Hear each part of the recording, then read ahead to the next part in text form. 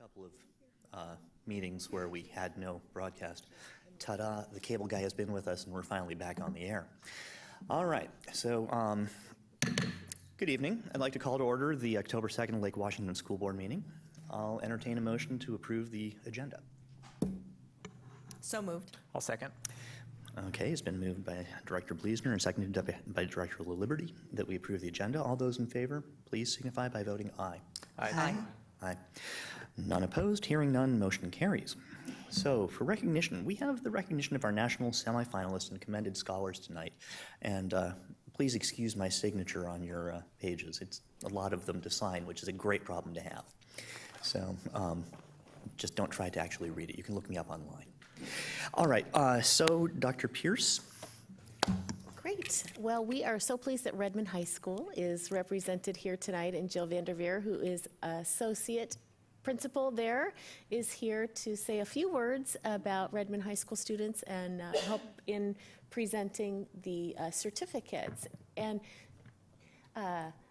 what we've typically done is once you've had an opportunity to say a few things, after we have the students come up, then we give them just a moment to individually share. And so we've got a microphone there, and with that, welcome. Good evening. I'm going to ask the Redmond High School students to please join me up front. They all come. They're so tall. I know.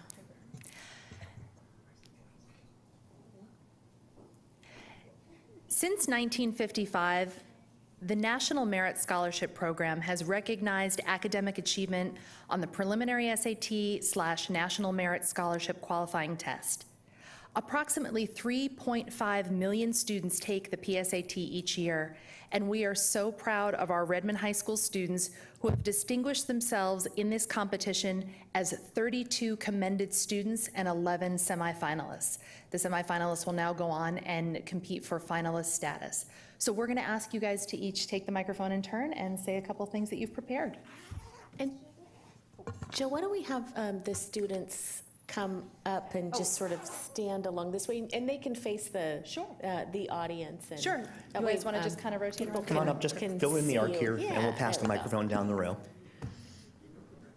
I don't know what you've been asked to say, but one of the things we always like to know is where you're planning to go and what you're planning to major in. But And your name, they do that. yes, that's also good. My name's Noelle, and I am obviously in the process of applying to colleges, but I'm kind of looking at USC, possibly Berkeley or Cal Poly, and I'm interested in majoring in some form of engineering. I'm currently looking into electrical engineering or aerospace engineering. My name is Sophia Huang. I'm looking to apply to either UC schools or possibly Northwestern University, and I really want to major in some sort of engineering, probably chemical. My name is Katie Lee, and I'm looking into MIT, Johns Hopkins, other sort of high-tier medical schools or pre-med schools, and I'm interested in majoring in biology. Hi, I'm Michael Kovanak. Some of my top college choices are Harvey Mudd in California and Georgia Tech, and I plan to go into either biomedical engineering or astronautics. My name is Sebastian McRae. My top two schools are Williams College and Whitman here in Washington, and I'm hoping to major in environmental science and sustainability. I'm Keenan Gans. My top choice school is the Rensselaer Polytechnical Institute in Troy, New York. I intend to pursue a bachelor's degree in astronomy and a PhD in astrobiology, and those are my plans. Hi everyone, my name is Julian Guthrie, and I'm planning to attend the United States Air Force Academy or the United States Naval Academy and pursue a degree in astronautical engineering. Hi, I'm Rohin Maduri, and I'm looking at applying to UW, USC, UBC, among a few others, and I want to major in computer science. Hello, my name is Daniel Liu, and I want to major mathematics at MIT. Hi, my name is Andrew Tischhauser, and I'm hoping to go to UW or MIT and want to go into aerospace engineering. So now that we've got you all warmed up, we're going to go back the other way with the microphone. We just want you to tell us one thing. What is one special teacher who did something that you remember? Give us one high point from your career? Mr. Osborne in the comp sci class helping us with the Hunt the Wumpus project competition at Microsoft. I think that Mrs. Elock did an amazing job teaching her mathematics classes. I'd say Mr. Kuiper, who's been my Japanese teacher for 5 years. He's always been really engaging and helped me learn a lot.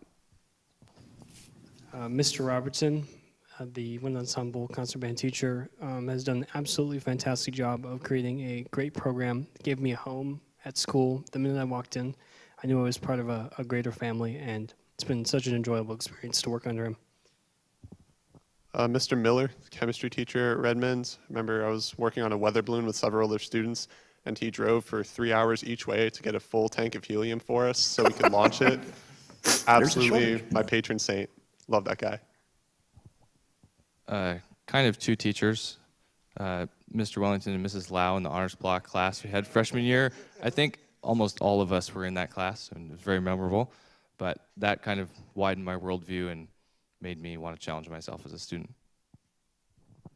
I think one of my favorite teachers is Mr. Gehring because he's really enthusiastic about sciences, and that helped me learn about the joys of science and stuff like that.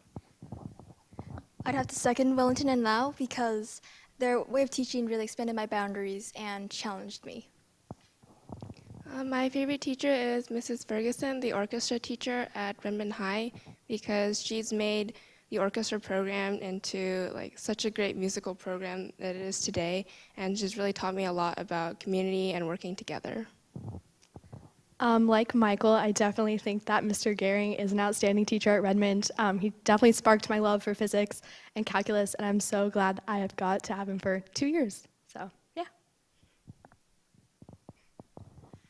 And I think it's worth noting that with just a couple of exceptions, each one of these students almost named a different teacher. So we're so lucky to have not only these students at Redmond High, but also our staff as well who support them and work with them every day. So congratulations, guys. All right. So we got 2 more things before you guys can go. First is stand still, face that direction. Your parents can come up and take pictures. Any parents who haven't got their pictures yet? Okay. The second one is, could the parents please stand? Parents of these kids.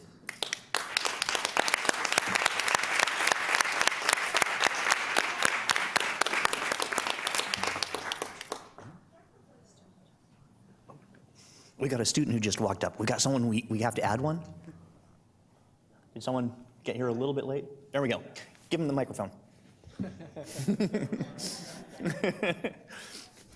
Who are you? Where do you want to go to college? What do you want to major in? And what's one special teacher in your experience? Once the microphone gets to you, you've got a minute to think. Hi, my name is Mohammed Rahma. I want to go to school at Harvey Mudd College. It's a liberal arts college in California. It seems pretty interesting, but I don't know whether I'm going to be able to go there. It has, like kind of an open, wide program about stuff. So generally it's focused towards math and things, and I want to major in math and computer science. But I'm interested in doing a bunch of other things as well. There have been a lot of teachers who I found really important. One of the ones I really liked was my AP Computer Science teacher, Mr. Osborne. He was really supportive when I was taking that class, and he kind of acknowledged a bunch of the extra stuff that I did in there as well. So he would kind of give open-ended assignments that you could expand on, which is what I did a lot when I was in that class. So I remember him still, unlike some other of my teachers. Like I have a bunch of teachers all the time that you see, so sometimes they just kind of fade because there's so many. But the ones that are really unique, you will remember. So he was one of those. Yeah. Great. Thank you so much.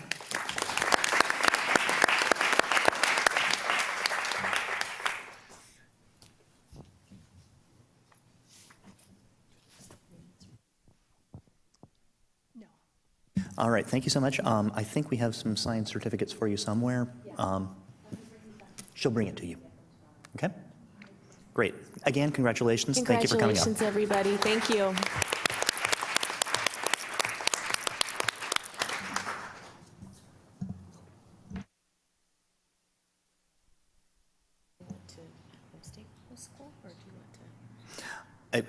Honestly, you guys are juniors now? You're seniors? But you haven't got into college yet. Go home and do your homework. So our next item on the agenda is our host school this evening. Tonight we have, Dr. Pierce? Yes, Who do we great. have? So again, thank you, and of course, you're all welcome to stay, but you're also free to go as we continue on with the board meeting, so thanks so much. We're so pleased that we have Audubon Elementary here tonight, and so I'm going to invite Kimo Spray, principal of Audubon, up here to the mic, and let him get started, introduce your colleague, and anybody else who might be here from Audubon. All right. Welcome, Kimo. Welcome. Okay, see, that's why I need an associate principal to get this mic on. That's good. And then do we have the... There we go. Okay. We are seeing it, even though it's not showing up on that screen, we're seeing it on our screen here, so. Okay, it's just not on the side one, but, oh, there it is. All right, we're all set. All right, my name is Kimo Spray, principal at Audubon Elementary. I have been here a while. The last time I've been at a school board meeting to present was like 14 years ago. It was quite a while ago. Yeah, I've ducked, right? So one of the things that I do think is important is that I want to be a good representative for Audubon Elementary. It's a great school. It is a wonderful school. So hopefully I will tell the story correctly. Here is my co-storyteller, Ian Maver, who's the associate principal with me here, and he's also at Kirk Elementary. So why don't we get started with our story? Once upon a time, however your story starts, in a land not very far away. And the only reason why I put this out there is that Audubon it's only 3 miles away, but everybody treats it like it's the farthest school ever that are you in Bellevue? Really? No, we're not. So if you ever want to visit, you're welcome to come visit us at Audubon, 3.2 miles away from where we're at right now. Audubon Elementary was established in November 1965. I do have to tell the children that Mr. Spray is actually a year older than the school. That's painful. Recently, we just celebrated our 50th anniversary. The area that we serve is really from Microsoft, and we actually 20% of our students come from really one apartment complex, and it goes all the way down to Lake Sammamish. So we are also a twin. So the twin of Audubon is actually Bennett Elementary, which was originally in the Lake Washington School. It was in the Lake Washington School District for a time, and apparently the layouts of those two schools were identical, but of course it was time for them to move on, and they're now in the Bellevue School District. This is, Audubon Elementary is where children gather from all around. And if we look at our just demographic data, we see that really we have a high percentage of those identify themselves as Asian. Actually, I personally think that since I'm a 2 or more race kid, I'm a Swedish, Danish, Hawaiian, Chinese guy. I think that 2 or more races may be underrepresented a little bit, but 49.5% of our students are Asian and 39.1% are white. We have a big English language learners program. 149 of our students are currently being served by English language learners, about 25% of our school, and 176 students or 29% are considered transitional bilingual, meaning that they are not served by English language. They don't qualify. They have a 3 or 4 on the ELPA, and but they have multiple languages being spoken in their homes. And our students, we're going to do this as a little quiz. I should have quizzed you on it. We have 34 languages present, and see if you can even list 34 languages at all. It's actually hard to do, and that's That's Audubon Elementary. I do want to also show you what I thought was kind of interesting. I took the demographic data from 2016, and then I also looked at 10 years ago, October 2006, and it's a significant difference. Our area is changing dramatically, and so as you can see, Asian and Pacific Islander, I'm a Pacific Islander, proud to be too, 19.1% of the population just 10 years ago. And even in 18 years ago, I think that's right, the demographic was very different, with 80% students who are white, Asian 13.2, and then Hispanic 4.1, and so on. At Audubon, they were taught magical things. Now, one of the things that we want to stress is that this list isn't a particularly profound list. We teach reading, we teach writing, we teach math, we teach science, and we teach technology. Okay, well, that's pretty nice. But one thing that we've been talking about is more that if we think about the history of education, that reading itself, illiteracy, was a gateway. If you did not know how to read, you would not be able to access education, and your opportunities in the future were lessened. And then writing, the power of writing and the ability to write was also a portion of that, it's a gateway to opportunity and success. We look at math, and you had all these young people who are up here were telling us about math and science as their opportunity, and now they're going to universities that simply I could not get into. That's their opportunity. That opportunity is provided by us in education for them to take advantage of. And we also say that technology is another. If you're technologically illiterate, you will not be able to access the world of technology, which is obviously a big deal here in Lake Washington and this region. Only thing I'd say about this, and the reason why I bring this up, is we don't have the option of teaching most of it, or teaching, well, we're really a reading school, or we're a writing school. We have a responsibility to teach all of these things, because we have to do our part in this journey for students, just like the students that you saw up here. We have that responsibility. We cannot skip technology because we're doing reading. We don't have that option. And that's an ongoing discussion that we've had with our teachers. Well, let me tell you a little bit about our teachers. Here we go. Let me see if I can even get this to work. I want to show you what we have at Audubon. And what we have is, we have such an enthusiastic group. They're so awesome, and they're great to work with. And this is just an indicator of the type of people that I get to work with every day.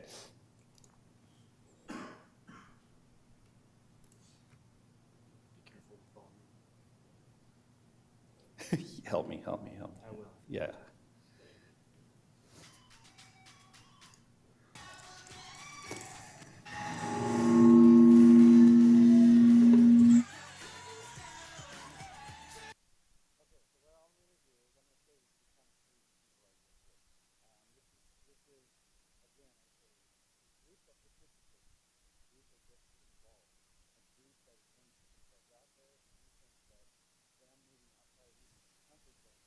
Powerful for our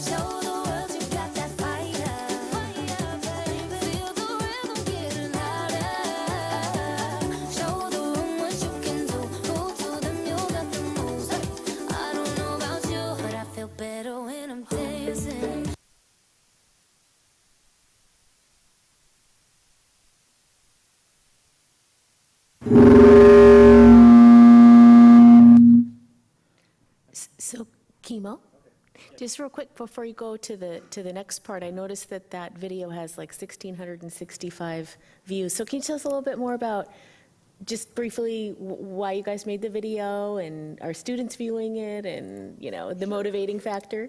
Sure, and there's actually... Is that in the next part? Yes. Okay, great. Perfect. Okay, does that work? Okay. So one of the things that I think is important from that video is not just the video, because we actually do a number of videos for, we do them for the beginning of the year, we do them for the end of the year for our students. We're really doing it for our students. And so number one is like stepping outside of yourself, trying something different. And so what we've seen is that we've seen a growth in participation. And so that's number one. This one was a jogathon, so we're working with our PTSA. To also participate actively in this thing called school, because we have a lot of pride in our school. And so we also, another things that from that video, and the reason why I selected that portion of it, when you saw our recess teachers, as silly as it was for them to put on their vests and throw that ball and just get it in the hoop, that's almost like a really good example of who they are, who they've become. They've actually become a group that starts to think about school and working together.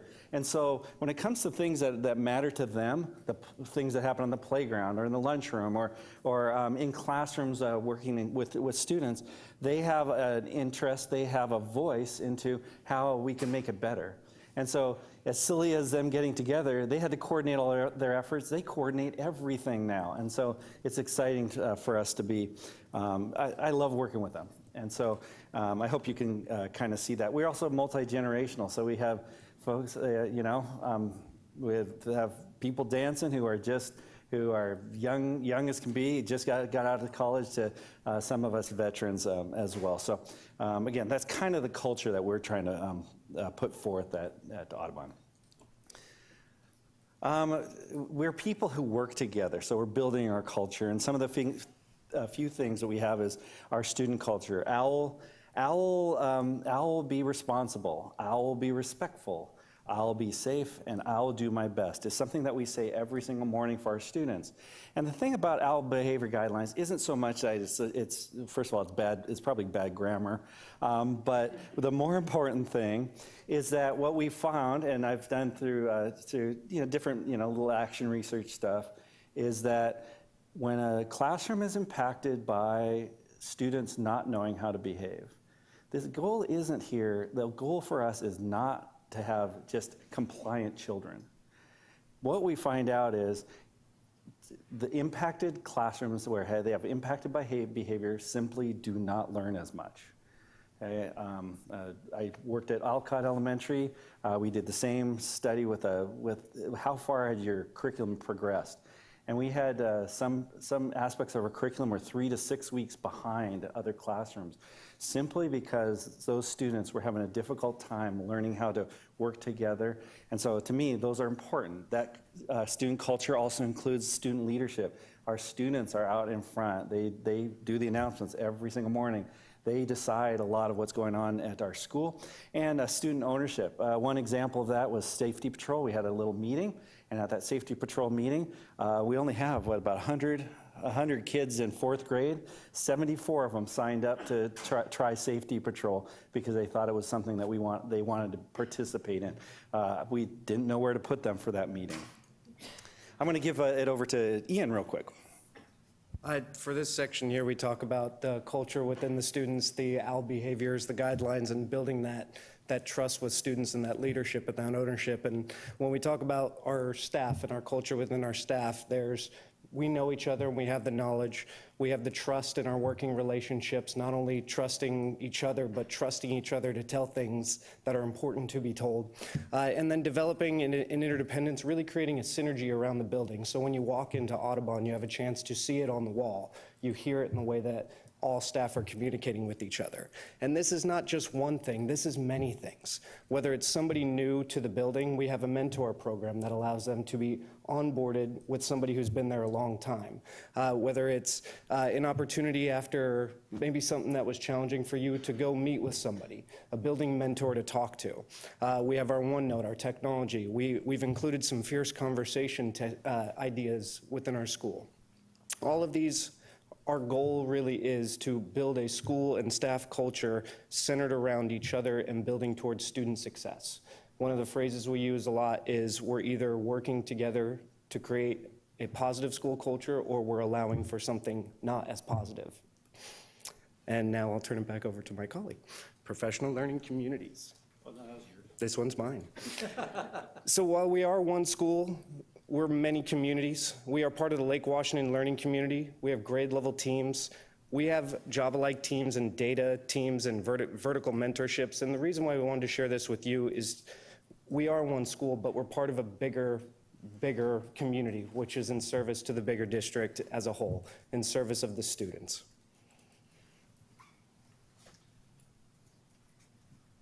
All right, and one of the neat things is we're, with Lake Washington, we are able to bring all of our teachers together, grade level, and build network of teachers. What I know personally is that I'm getting better at being a principal, but I'm not getting better at being a teacher because I haven't been doing that work. And so for all of our teachers, they're experts in their field, and they know these grade level curriculum. They know the latest strategies for helping students. So we always pump the idea that you are the expert. Knowing them well is another thing that we pride ourselves on, or we're working at. Maybe I'll say it that way. Our current performance. So we have a lot of information about English language arts and math, and if you look at our ranges for the past 3 years, you can kind of see these ranges and really what it kind of comes down to is if you look at the bottom, it's the approximate. If we look at about where we're at, we have approximately 5% in level 1. This is based upon SBA. 5 to 10% in level 2, 15 to 20% in level 3, and 60 to 70%. It waffles, obviously, year to year. Math, and it follows kind of that same, a very similar trend. Sometimes they're up and sometimes they're down, but they're following kind of that 5%, 5 to 10%, 15 to 20, and 60 to 70%. We're proud of the fact that we have 60 to 70% of our students at level 4. We absolutely are excited about that. But we want to kind of take one more step, and so this is what I'm going to do. What I did was all those are little owls, and it took forever to put those things up there too. So I have 65 owls, 65% exceeding standard, and this is kind of a look at their performance on large-scale assessment, meeting standards about 20%. And approaching standard 10%, and below standard 5%. So one of the things that we think about is micro and macro goals, and we're used to macro goals, right? If we look at a macro goal, a goal like we see down below is a goal in this subject area. We will increase from 85% to 90% of the students who meet or exceed standard as measured by the Smarter Balanced Assessment, and that's a fairly common goal, right? That's kind of what they look like. The only thing about only doing macro goals is that we might be missing something. Because if we think about what this goal is about, the question becomes, who matters in that goal? Who matters? And if you were to say who matters, I might actually make the case that it's 5% of kids. Because we're only moving 5%, 85% to 90%. We're moving 5%. And if we think about who matters within that group that hasn't met standard, we can also say that it's those kids that are actually closest to the line of meeting standard which matter more than kids who are not as close, right? And I don't think that's ever the intention of any of these goals, for sure. That is not the intention of these goals. But if we're only moving 5%, then I'm going to pick those little owls that are closest to the opportunity for them to grow above, right? Well, we kind of have to also think about it as a micro goal. And a micro goal, I sort of made up that terminology, I'll just tell you that. We have a responsibility, and if we believe that we are a student-centered organization, we believe that every student can learn and achieve at high levels. It is our responsibility to help students find connection, value, and learning, and to challenge all students to learn, grow, and succeed academically. We don't have, if I look at this kid who's probably the highest little owl that we have, Do I have the option of saying, it's okay, lucky you, you did well in the test, therefore I don't have to really kind of push you as hard as maybe I need to push some of these other kids? It's the focus that we have to talk about, right? And here's the thing, those little, by the way, I didn't do all the arrows. There's a lot of arrows and a lot of owls. But the focus for us is we need to figure out how we can get after the understanding of individual students and be able to help them move forward. And here's the way that we do that. The way that we're attempting to do that is really through the data teams and data teams process. Data teams affords us an opportunity to, number one, deconstruct standards so we understand it and it's in meaningful parts. To develop a success criteria that is accessible by students. Students should know what the next step is. It shouldn't be a mystery. And we're working very hard at it. We also have to establish clear outcomes to reach benchmarks and standards. It allows us to improve consistency in data collection and analysis because we have to do it in teams. We're not doing it in isolation. I know as a teacher that I used to have like terrible results on my test. And you know what I did? I resubmitted the test to them. A, they would know what they were supposed to know. And then B, I shifted the weighting on the test so it made it seem like they got it. You guys got it, right? Now that was unethical. That was a long time ago. That was unethical. But when you work in teams, you're able to provide consistency. And then when you identify the learning needs of these students, you can share instructional strategies. That's the data teams for us. That's been like a 5-year process for us, started before I was at Audubon. We also believe in them, and this is, we won't spend a lot of time because I know you have heard of growth mindset, but growth mindset is an underpinning of, it's the power of yet. And so for us, we believe that children can learn, and we believe that students, that with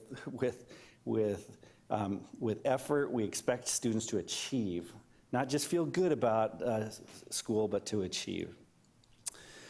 They were not alone. I want to give a shout out. You stayed. That's so nice of you. Our PTSA. Audubon PTSA has been very supportive and collaborative with me. They're great. They're great. And so the best part with them is that they listen to us as teachers, but they're very focused on the student experience and growing that.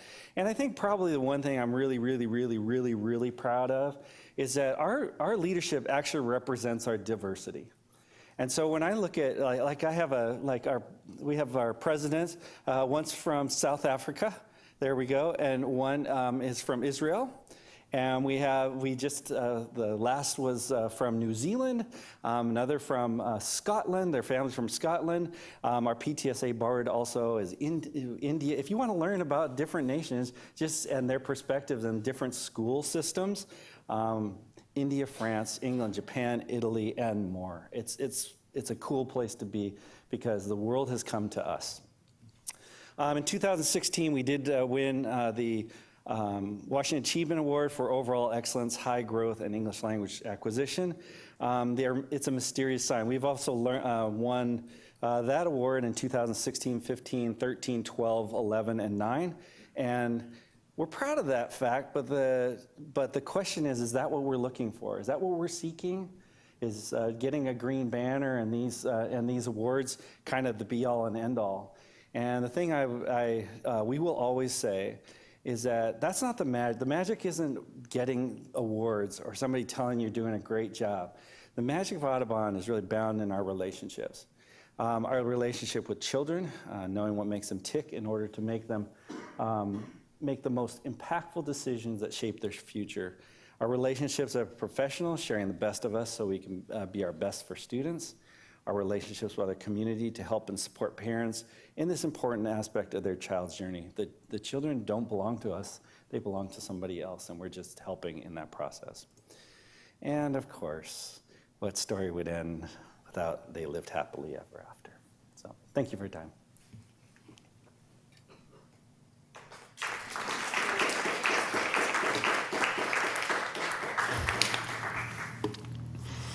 Well, thank you. All right, so.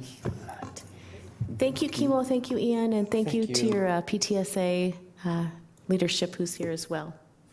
Yes. Great, thank you. Thank you. All right, so our next item on the agenda is public comment. On a monthly basis, the Board of Directors provides an opportunity for public comment during our board meetings. This time is reserved for the board to hear from the public. There are multiple avenues in addition to this comment time for you to share comments, opinions, or concerns with the board. These include emails, calls, or letters. Please note that public comment isn't a Q&A session with the board, and that's really just because this is our business meeting. Other avenues, particularly email, are much more useful for conversations. So we're not going to respond to comments that we hear tonight because our goal is to listen and hear from you and then to finish our meeting before 10. Typically, we allow up to 30 minutes on the agenda for public comment, but we don't have anywhere near that many of speakers. If you're speaking on a subject that's already been addressed by a previous speaker, please do focus on whatever aspects of the topic haven't already been covered. Saying the same thing over and over and over isn't helpful for any of us. And in order for us to hear from a variety of individuals, within this 30 minutes, we allocate 3 minutes to each speaker. Over on the side, there's a lovely little stop sign. When you have 1 minute left, it'll go from green to yellow. When you have 0 minutes left, it'll go red. When it goes red, please do wrap it up. You don't have to stop immediately, but you know, get to the point. And this is, as I mentioned at the beginning, this is not the end of the conversation. Rather, we always appreciate having your comments in writing. We also appreciate hearing from you via email. Our board meeting will be going into, hopefully not into the wee hours of the morning. You are welcome to stick around until we're done with the rest of the exciting business, if you want to collar us on the go. But that's basically how it works. Now, I want to thank you. I have seen a fair number of these sign-in sheets over the last 10 years, and this is the first time that the attendance area has been given as boardroom. Thank you. You made my day. What we mean by attendance area is what's your home school? You know, I'm assuming that since you want to speak to the Redmond school boundary changes, you're probably from an elementary school somewhere in the Redmond district. So we apologize that attendance area isn't easily translated from the board-ese. When your name's called, please approach the podium in the middle. The microphone is hot. You can just pull it down or up to whatever height works for you. It's a pretty sensitive microphone. You don't need to eat it. And your time will start, and the timer will start. Speak into the microphone. Give us your full name and your school attendance area, just for the record. Be aware, we're all being broadcast. This is something where the comments are part of the public record. It will be on the streaming for the meeting. Let's see. Finally, some of the important details. It's important for all community members to feel welcome and safe during the board's business meeting, so we do not take public comments on issues related to personnel or individually named staff at board meetings. That's really just because it's not an appropriate forum for that. I don't see anybody who's suggesting they're going to speak on that, so that's not a big deal. So with that, a preamble, the first person signed up to address the board is Hui Gao. If you'll come to the microphone and, again, just state your name and school attendance area and then tell us what you want us to hear for 3 minutes. Sure. Thank you very much for giving me this opportunity to speak here. I appreciate the time. My name is Hui. I got my PhD in 2006 from Ohio State in computer science. I live here in Redmond. My kids are 2 kids attending Norman Rockwell Elementary. So I'm here today to make a comments about recent proposed changes about Redmond school boundary in Redmond. So what I see is, although there's a criteria listed clearly to balance demographics, to balance income level, but in all 4 proposals right now in the second round, I didn't see that happening, really. Why I'm seeing that is because, for example, the North Redmond Elementary, the new one in North Redmond, is expected to have up to 20% free lunch and reduced lunch students in all in the 4 proposals. On the contrary, at the same time, the other new elementary school in Redmond Ridge is expected to have at the most 5% in this category. they're both are new schools. Remind you here is both have the same neighborhood of the high-income families in the tech industry. I didn't see them being materially different, but they're being treated differently in the whole process. So clearly, one of them is unbalanced. So I'm wondering here is why this is happening. And what I see is actually the only thing being different between the two schools at this moment, causing this diversity and equality imbalance, is that the Avondale corridor, a large portion of that community is assigned to North Redmond Elementary, which is 3 miles away from Avondale corridor. They're not connected in any way, in any fashion, which is almost identical to the same school in Redmond Ridge, which is just 4 miles away, just 1 mile being different. But it's causing such huge demographic differences and causing equality in the schools. So that's why I'm saying is this is clearly a failed mission, at least to balance demographics, to balance income level in the new schools, not to mention the existing schools that we have. Okay, today, so I'm bringing up this matter to the board because I'm bringing the attention here because in the first round, we already gave us feedback to the boundary committee, but clearly in the second round, all the 4 proposals, we didn't see this issue being addressed properly, at least at this moment. So I highly suggest that at least the 2 new schools that we have in Redmond School District, they should receive the same treatment in terms of balancing demographics and income levels. If North Redmond is this ratio, I do expect North Redmond Ridge have a similar ratio, and maybe we should speak it up is maybe the best solution is, in addition to balancing the 2 new schools, we should even consider maybe balancing all schools in Redmond. Maybe we should further split up the Avondale corridor to make sure that every school have its own proper demographics and income level balanced out. Okay, thank you very much for your attention, and your consideration is highly appreciated. Thank you. Thank you. The next person signed up to speak is Krishna Maduri.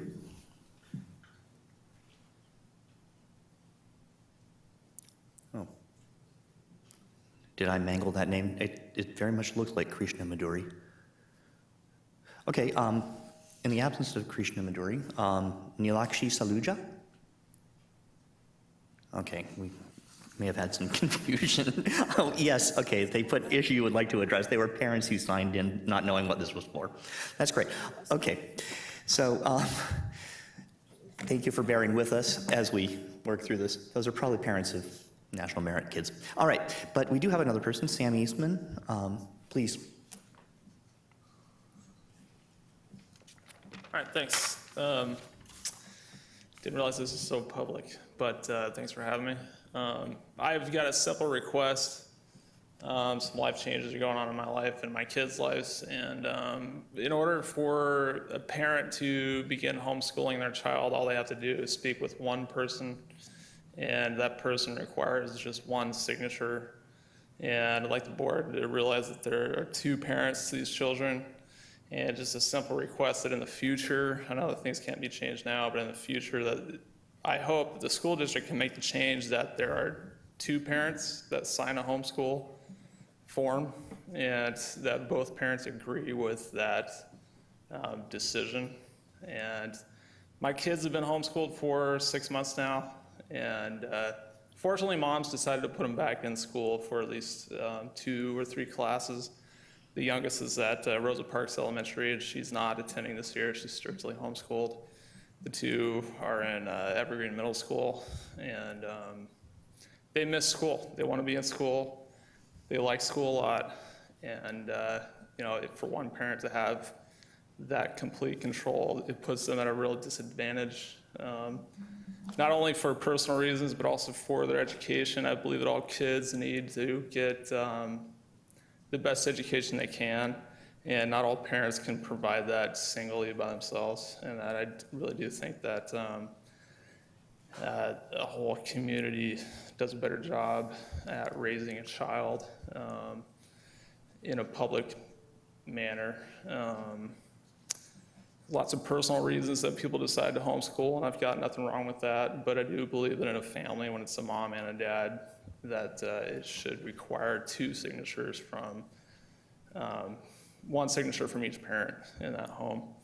And I believe that President Carlson, you and I have talked about this on the phone, I think, right? Or sent an email to, you might not remember now. But Not by phone, There's- sorry. I know I'm that extremely hard to there's- reach on the phone, but it's not, I know it's not that you. the state doesn't like to mess with these rules, and I know that the school district can hopefully implement a policy change and that they require 2 signatures on those forms. Right. It's very easy for a parent to decide on their own to homeschool kids, and I think that puts the kids at a extreme disadvantage.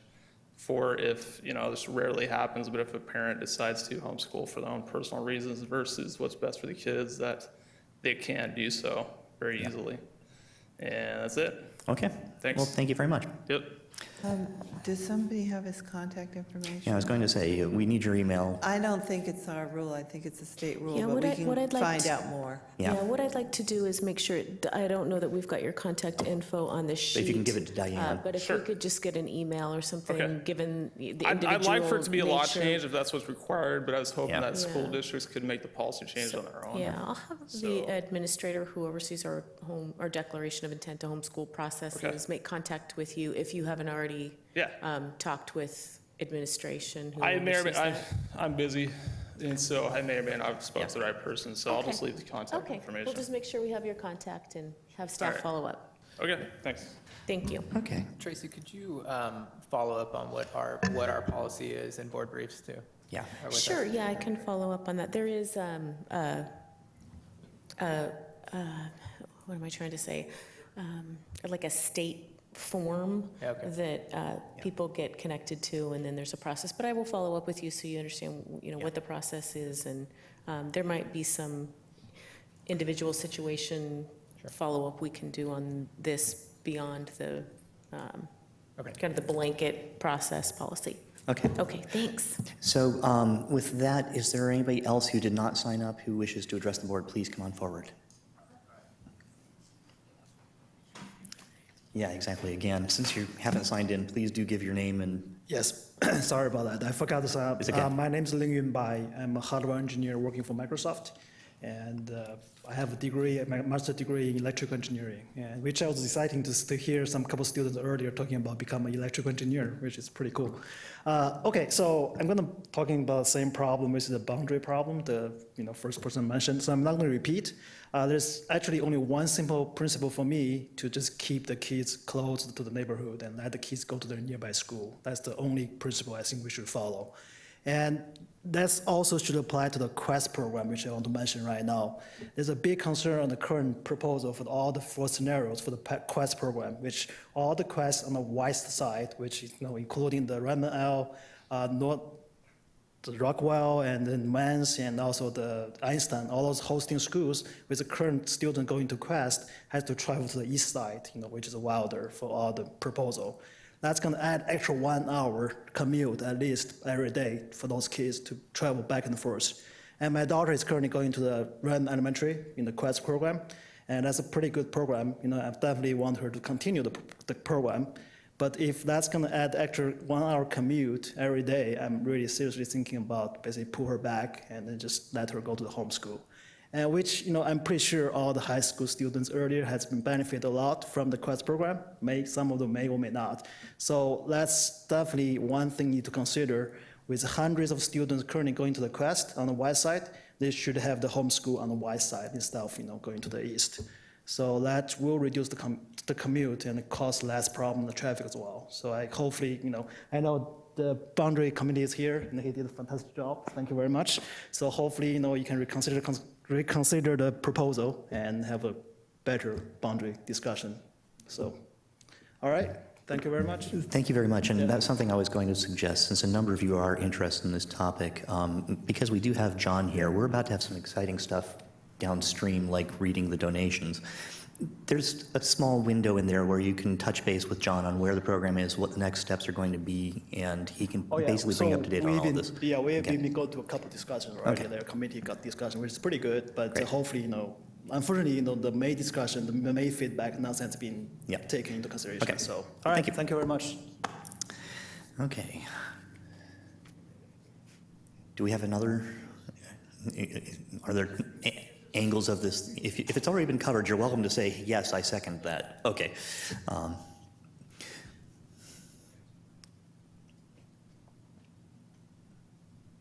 Hi, my name is Jane, and I'm a parent of a Quest student.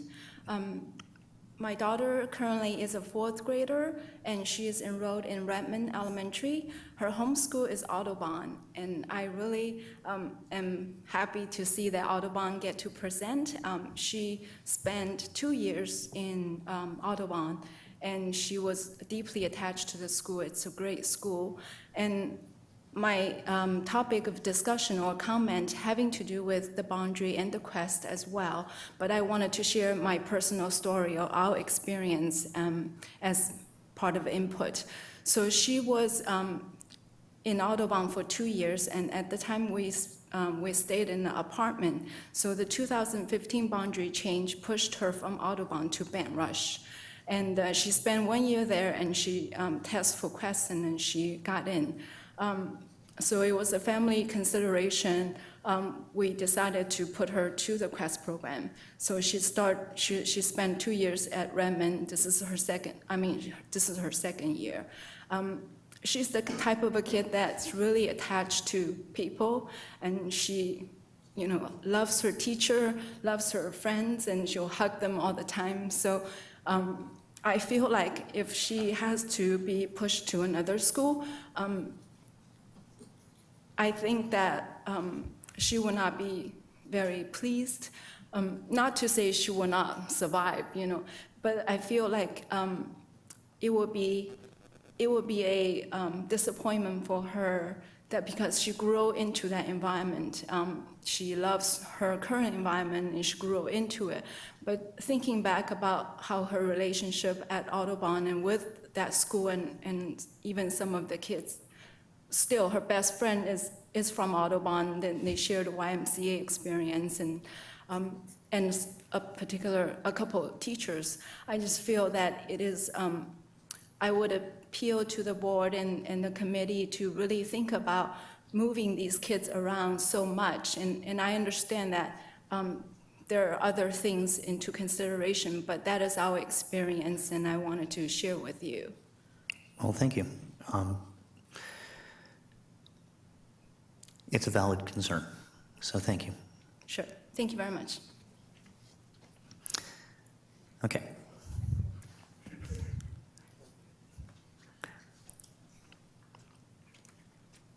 Yeah, actually, it's similar issue, but I want to point a few other points. One point is... Sorry, name?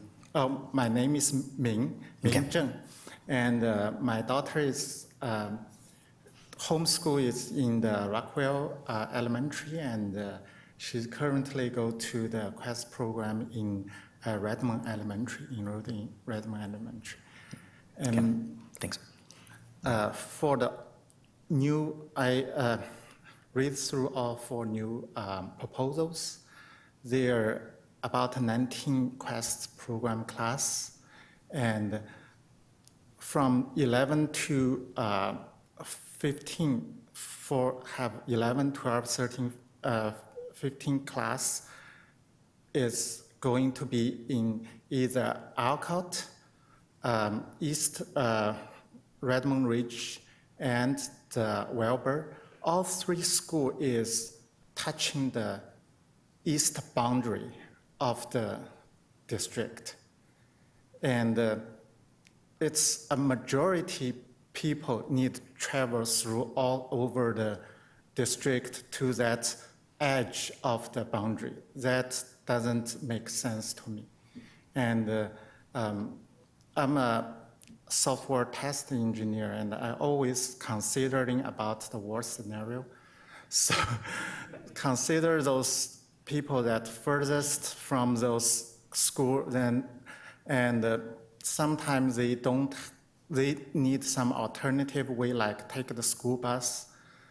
Those were kind of really, really hard for them. And that might cause people to drop off the Quest program just because of the extra time they need to get to the school. Well, thank you. It's nice to see someone who takes boundary cases professionally. All right. Anyone? Okay.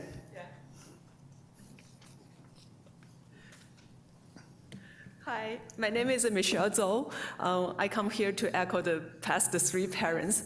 I just want to bring one number. We have an email sent out to the Quest program and to John, to Heather, to a couple of people on the email list. I think it's about 120 parents representing those families in the Quest program. And most of the parents our families are in the Education Hill, Redmond downtown, with the opinion of the new boundary pushing all these kids, the Quest program's kids, go to the east side. And we are all concerned about the traffic and all these after-school programs that our kids are attending. It will totally destroy our lives. And many people are saying, what can we do? So we put together an email explaining our concerns. And we also put some proposals. Basically, the idea is put at least one Quest program on the Education Hill area so we can continue that. And for the middle school, we want to at least keep the Redmond Middle School so our kids can continue to go there, just to make our life easier. That's it. Thank you. Thank you. All right. Well, thank you so much. And as I mentioned, feel free to grab John in the hallway as we get into the fun bits of our meeting. And please do follow us up with... Oh, yeah, exactly. I'm sure he'll be back for the SCOOPS report, et cetera, right? Yeah. Anyway, and also, again, this is something where sending email, coming and speaking to us, we have a sense, but really concise emails framing the problem.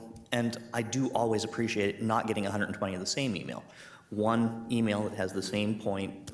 If you cut and paste, trust me, eventually we notice.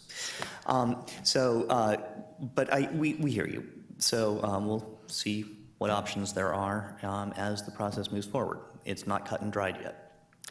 So with that, anyone else wishing to speak to us on any other topics? Okay, seeing none, we'll close the public comment portion of the meeting. Which brings us to the consent agenda. I'll entertain a motion to approve the consent agenda. So moved. Second. Moved by Director Bernard, seconded by Director Fleesner, and way too slow, Director LaLiberty. Dr. Pierce, will you please poll the board? Nancy? Yes. Eric? Yes. Chris? Yes. Mark? Yes. Siri? Yes. Okay, and per our usual custom, Dr. Pierce, will you please review the donations? Yes, if you turn to tab 6, you'll see the donations that the board is approving this evening, totaling $46,589, rounding to the nearest dollar. We have a $5,762 donation from Lakeview Elementary PTSA to Lakeview Elementary to purchase classroom, playground, and emergency supplies, printing services, and to support field trips. $17,505 from Rose Hill Elementary PTSA to Rose Hill Elementary to provide stipends for choir, math, watchdogs, to reimburse copier supplies, purchase classroom supplies, library books, scholastic news, and to support school assemblies and field trips. $1,450 from Inglewood Middle School PTSA to Inglewood Middle to purchase copy supplies, library books, classroom supplies, and to provide fee waivers for students in need. $1,871 from Lake Washington High School PTSA to Lake Washington High School to purchase classroom supplies. And finally, $20,000 from Verizon Innovation Learning App Challenge to Tesla STEM High School to provide staff development, to purchase 3D printers, laser cutters, and microelectronics. So all total tonight, $46,589. Thank you. And as always, thank you to the community for your support. It is very much appreciated and makes some of our programs possible that are not otherwise physically feasible. All right, so again, we appreciate the generosity of the community, and that brings us to our non-consent agenda. And the first item on the non-consent agenda is the review of the 2018 levy and bond measures. Great. So Barbara's going to come up and get the presentation set up, and we're going to co-present here. So we'll give her just a moment to get up here and get the presentation brought up.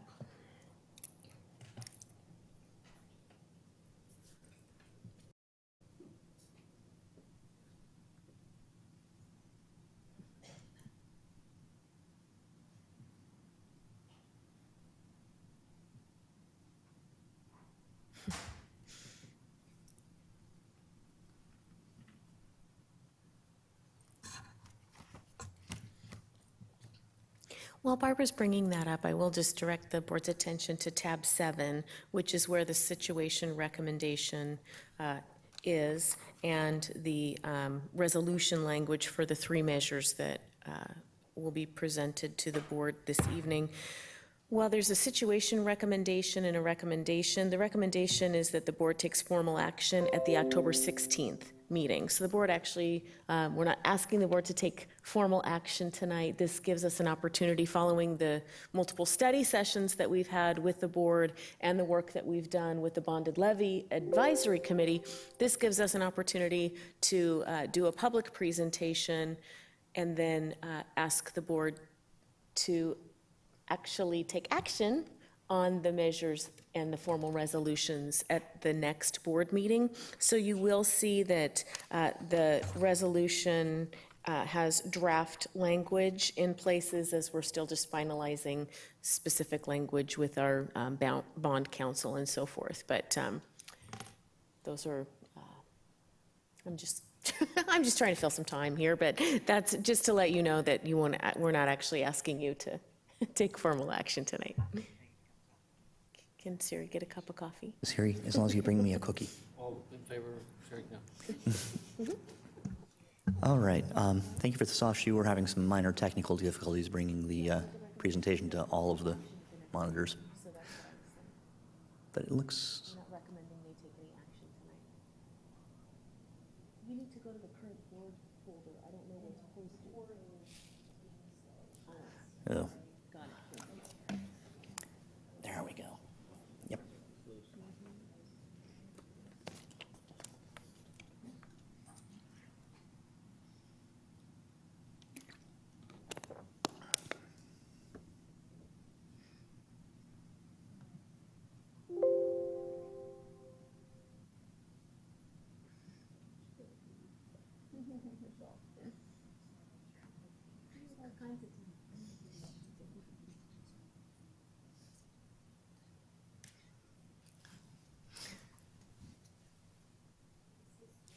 I think it's titled 2018. Right? Good choice.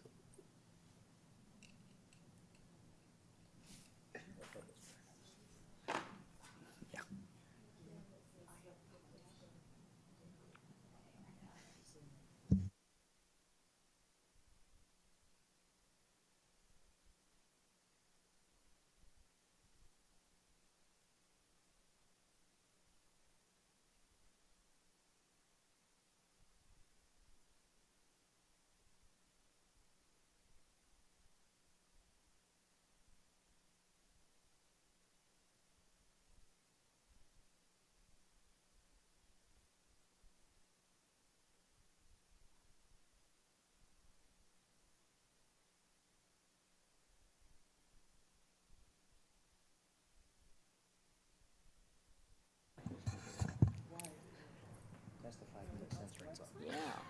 Okay, it looks like we have the presentation ready. Thank you, Barbara. Sorry about the delay, but we will go ahead and get right into it. So this is our 2018 bond and levy recommendation.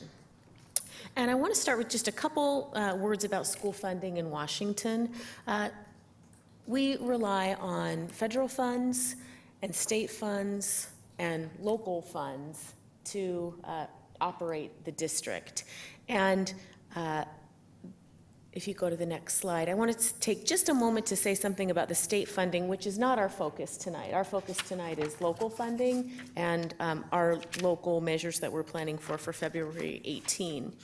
There's been quite a bit in the media, though, and the press about the state legislature and the work that they did in this past session, and the McCleary solution, what they're calling the McCleary solution. So everyone will remember that there was a lawsuit against the state saying they weren't fulfilling their constitutional obligation to fully fund basic education in Washington state. So during the last legislative session, the legislature did adopt a biennial budget at June, on June 30th, after it was their end of their third special session. And the budget's an attempt at meeting the McCleary requirement to fully fund basic education for all 295 districts in Washington state, including staff compensation.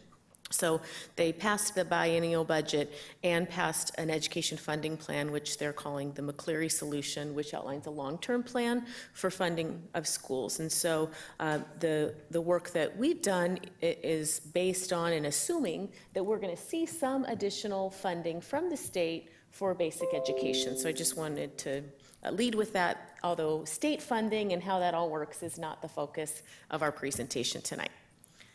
So our focus is local funding, and local funding, irrespective of what happens at the state level, school districts are always going to need local funding because the state doesn't pay for things that aren't included in basic education or what they're deeming basic education. So that's why we the board places levies and bonds on the ballot, because we rely on that local funding to operate the district and run our programs and build our buildings. So, go ahead, Barbara. The last time we placed a measure in front of the public was in 2016, and it was a bond measure. And prior to that, in 2014, we had levies and a bond. And we'll get into kind of some of our history with bonds in just a minute. But at the time we placed the bond before voters in 2016, we made a commitment to the community. And in that commitment was that we would build schools, continue to build the schools that we need to accommodate our growing enrollment, and continue to provide quality learning environments and experiences for our growing number of students and families while maintaining the tax rate. So at that time, we said we're not going to increase the tax rate. Well, I've got better news tonight and sort of an updated 2018 commitment to the community as part of our Building on Success plan, which is our plan to build schools and continue to provide quality learning environments and experiences for a growing number of students and families.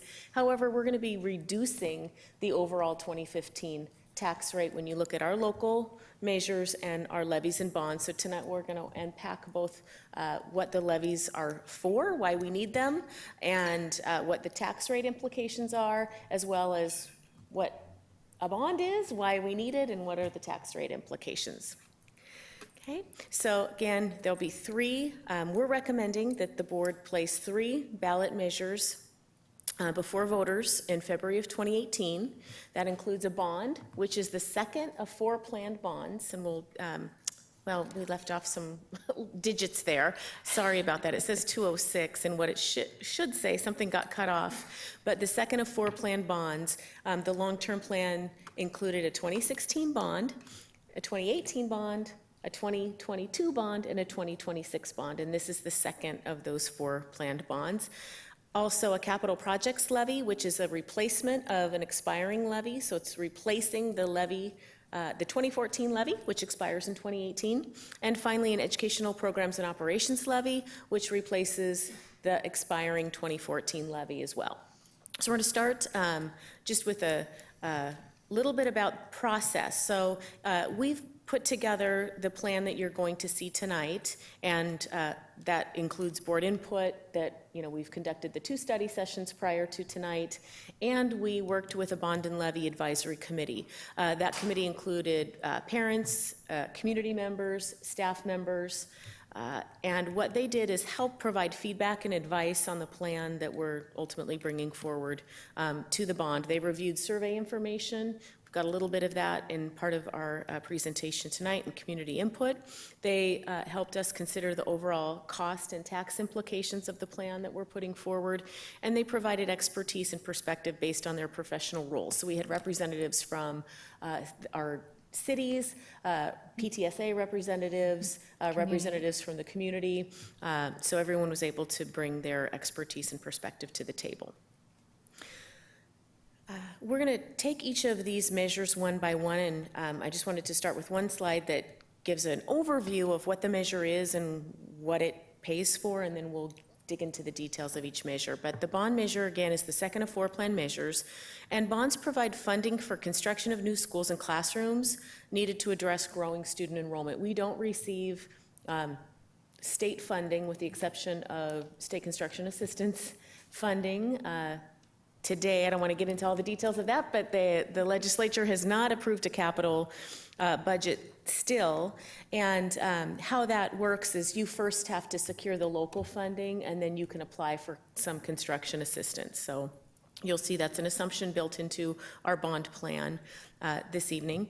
The second measure is the capital levy, or the capital projects levy. Again, it replaces a levy that's expiring, and it provides funding for district technology and facilities that aren't funded by the state. And then finally, the educational programs and operations levy replaces an expiring levy, and it provides funding for important programs and operations not funded by the state.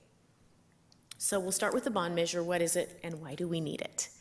So bonds fund construction of new buildings and classrooms. They provide financing at lower interest rates, and they're backed by the pledge of the issuer to raise taxes to fully repay the bonds. Interest earned on bonds is tax exempt. And as a district, we have a high credit rating. We've got a AAA Moody's rating and a AA+ rating from Standard & Poor's. What that means is that we enjoy lower interest rates due to our high credit rating.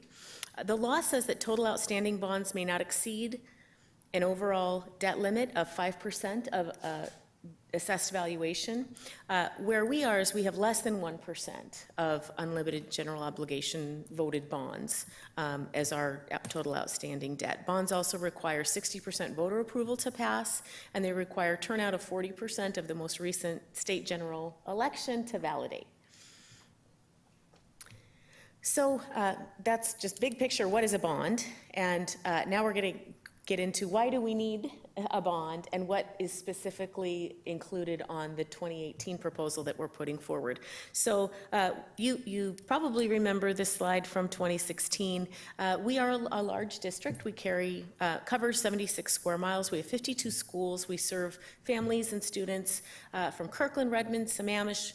Also, we've got families in unincorporated King County and a little slice of Bellevue, and we're the 3rd largest district in Washington State. And just over the past 3 to 4 years, we've grown from 6th largest to 3rd largest. We're still waiting on our final October numbers. We don't know if this next year will grow to 2nd largest, but certainly in the near future, it's looking like we will become the 2nd largest district in Washington State. So our enrollment's been growing, and every year we update this chart to show that historical enrollment growth. So for many years, our enrollment was pretty stable, and over the past several years, we've been growing significantly, and so you can just see how that trend is continuing into 17-18. When we look at our numbers, specifically, you can go to the next slide, Barbara, we are looking at our 9th straight year of enrollment increases. We will not have our official October count until next week. Today is actually today is official count date, and then we just need to validate the numbers and so forth, and then that will be our number. But if you look at just the past 6 years, we've grown by about 625 students per year, and that trend is looking to continue. So we have done, I think it's important to keep in context what we have done in recent years to address our facility challenges. So I just want to quickly go through this. Back in 1998 to the 2006 timeframe, we were passing bonds, and we had all of our schools on a modernization cycle at that time. We also, during that time frame, based on enrollment numbers, added another elementary school. At the time, it was Rosa Parks. So that's, many years ago now. Then that cycle continued in the 2006 to 2014 timeframe, where we passed a bond for the second phase modernization. We remodeled, replaced another 11 schools, and we added Carson Elementary at that time as well. Then following, at that time, we had our bonds at an 8-year cycle, and based on enrollment projections and the growth that we were seeing coming in the future, we attempted a bond in 2010 to do a number of projects that you see listed there, including building 2 elementary schools. And unfortunately, that you can see the color coding there at the bottom, that funding measure didn't pass. So following the 2010 bond failure, we ran a 6-year capital levy in 2011, and that levy passed. That allowed us to build additions at Eastlake and Redmond High School, and it allowed us to build Tesla STEM High School. And the reason we added high school capacity at that time is part of the plan was to shift to 4-year high school. So we wanted to add more capacity at the high school level, move a grade level out of elementary. So instead of serving K-6 at elementary, move to serving K-5. That freed up some space at the elementary level, at least temporarily. So we passed that 6-year levy in 2011. We reconfigured to 4-year high schools in 2012. And then in 2014, again, anticipating growth and planning for growth, we attempted actually 2 bond measures. We attempted a bond measure, you'll remember, in February of 2014 that unfortunately didn't pass, and when we tried again in April of that same year, and unfortunately that didn't pass. And so once we had that experience in 2014, we knew that we really needed to listen to our community and learn what we needed to do differently and come up with a plan with our community to develop a long-term strategy moving forward, knowing that we're experiencing this growth. So in 2014, we convened a long-term facility planning task force, and they worked with us to study, analyze, and make recommendations for projects through the long term, out through the 2029, 2030 timeframe. So you'll see that the bond plan and the 4-phase plan is really rooted in the work of the long-term facility planning task force. Now, knowing that that plan requires a number of bond measures to pass, we also knew that we needed to do something more short-term, because even if a bond passes, it takes some time for those schools to be built. So in 2015, we did a pretty significant boundary change and implemented a short-term space plan. So you'll remember from that, we did the addition at Redmond Elementary. We added I'm just blanking on the number of portables, but 32 portables, I believe. Yeah, a lot of portables, green portables across the district. And we did some interior building modifications to create teacher planning spaces, specifically at Evergreen and Juanita, so we could get a higher percentage utilization of classrooms. Again, that's just a short-term Band-Aid until we could get some longer-term projects going by passing a bond measure, which thankfully we did. In 2016, we passed a bond to build 2 new elementary schools, a new middle school, rebuild and enlarge Juanita High School, Meade and Kirk, and to provide new modulars for Explorer, and to refurbish the old Redmond Schoolhouse for preschool. So that bond passed, and those projects are all underway and making progress, and I believe it was the last board meeting, or maybe the board meeting before, that we did we've got some kind of periodic updates so we can make sure that our community is kept up to date on the progress that we're making with building those projects. So now here we are in 2017, and what we're doing right now is redrawing new boundaries to accommodate, to fill the new elementary schools and new middle school.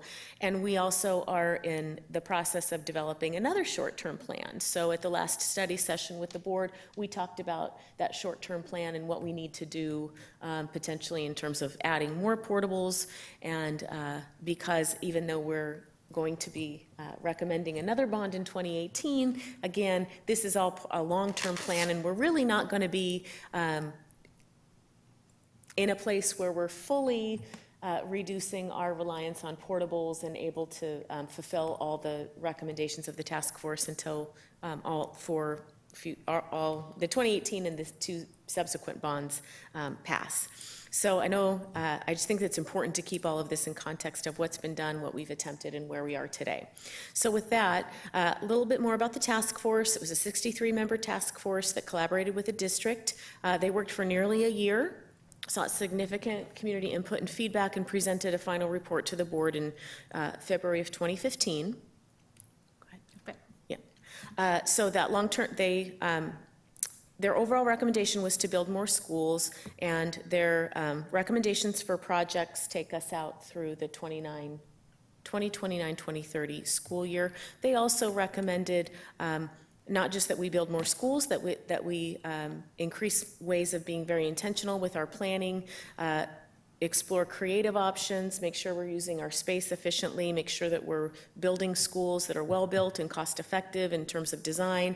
And so much of what you've been hearing in those facility updates in terms of the design and construction advisory, and a lot of that work is rooted in the recommendations of the task force. Go ahead, Barbara. So this slide shows you what projects were part of that April 2016 bond. That was a $398 million bond that adds space for 3,000 students. The 2018 bond that we're presenting to the board includes the projects that you see listed here, in addition at Lake Washington High School, a new elementary in the Lake Washington learning community, remodel and replace an enlargement of Kamiakin Middle School, a new Choice High School in the East Lake Redmond region, a remodel or replace an enlargement of Alcott Elementary, special education learning spaces, land, and site-specific contingencies that we build into the program. So it's a $299 million bond that adds space for 2,100 students. Now, these projects were mapped out based on the projects that the Facility Planning Task Force recommended. We then put them into a long-term funding plan. And so the 2018 bond is the second of the planned bonds.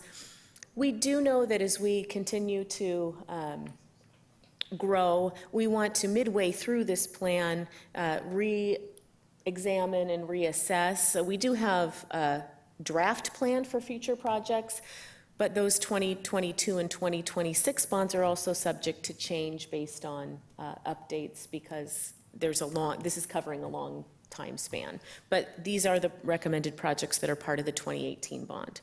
So just a reminder that April 2016 bond did pass, and it received 66.28% voter approval. Okay, so here's a breakdown of those 2018 bond projects in terms of 2016 dollars and what makes up that $299 million by project. So these are estimates at this point, and we are factoring in the state construction assistance of $15 million. So the total project cost is $314 million. Considering the state construction funding assistance of $15 million, that's where we get the $299 million figure. So I'm going to move on, and then we can address any questions or comments from the board at the end. So that's the first measure, that's the bond measure. The second measure is the capital projects levy. So a little bit about what it is and why we need it. Go ahead, Barbara. Capital projects funds upgrades to major facility systems on a life cycle basis, accessibility, safety and security upgrades, site improvements, and athletic facility upgrades, as well as fields and so forth. And so we've got a future slide that breaks that up a little bit. But there is a facility component to this capital projects levy, and there's a technology component to this capital projects levy. And the technology portion funds infrastructure, technology infrastructure, equipment training, student computers, professional development for staff, and instructional program and software and programs. Levies require 50% voter approval to pass, and again, this is a 4-year renewal cycle. So every 4 years, the previous levy expires, and we seek a replacement levy or a renewal of the existing levy. So I won't read you all of these words, but I will tell you that the facility portion of the capital projects levy, there are 4 main categories of things that are funded: building systems and improvements, school and program improvements, code compliance, health and safety, and site improvements, athletics, and play field upgrades. So this funds, we don't receive state funding to do these things. So that's why we need the levy dollars to do these things. So if you go to the next slide, this is a similar slide for technology. The 5 main buckets are technology infrastructure and support, equipment, instructional software and support, business and technology systems, and technology training and professional development.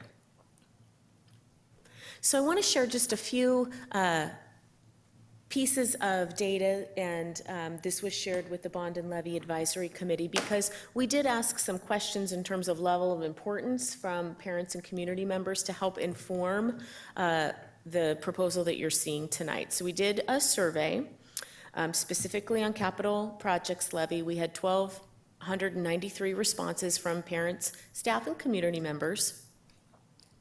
And we asked about, how important is this to you? So for example, providing resources for instructional software to support curriculum. The board knows, as you've been approving curriculum adoptions that have come forth, all our curriculum now has a pretty significant technology component where students are accessing software and programs and visuals and all sorts of things online.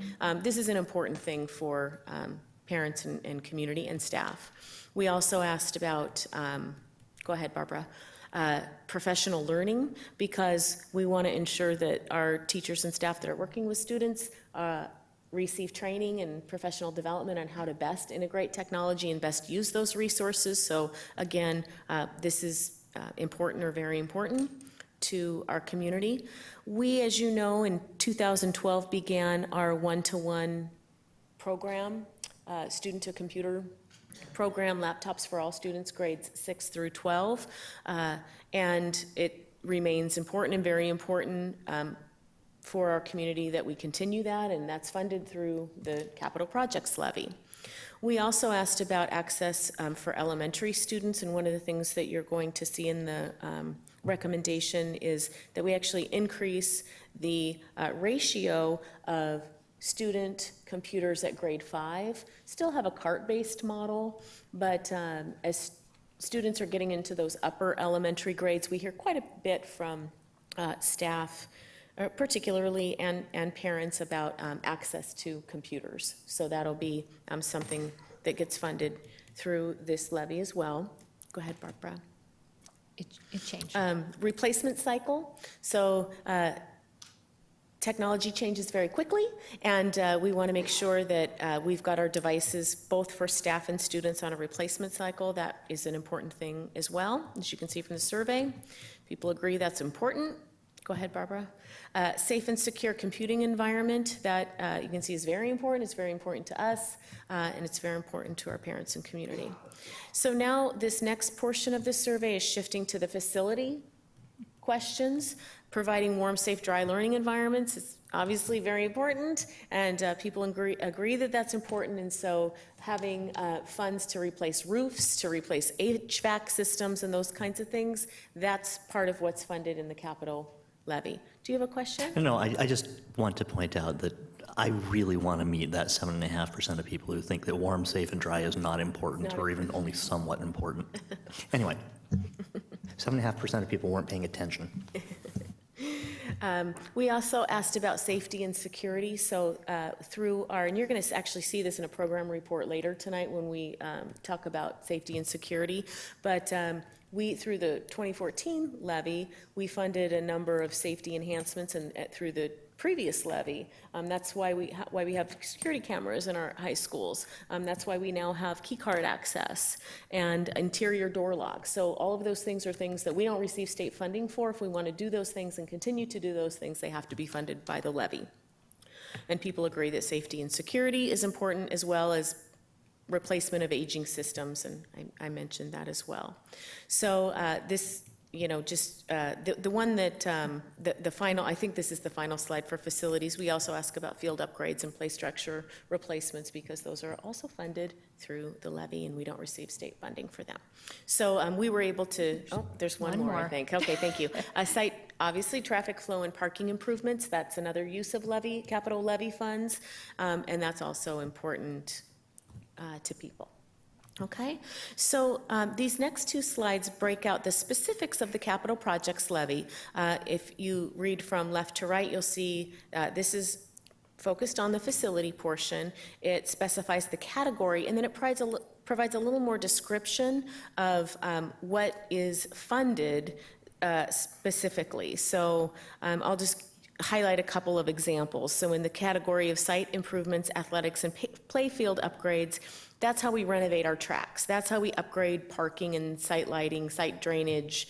That's how we upgrade things like stadium bleachers, walkways, turf, tennis courts.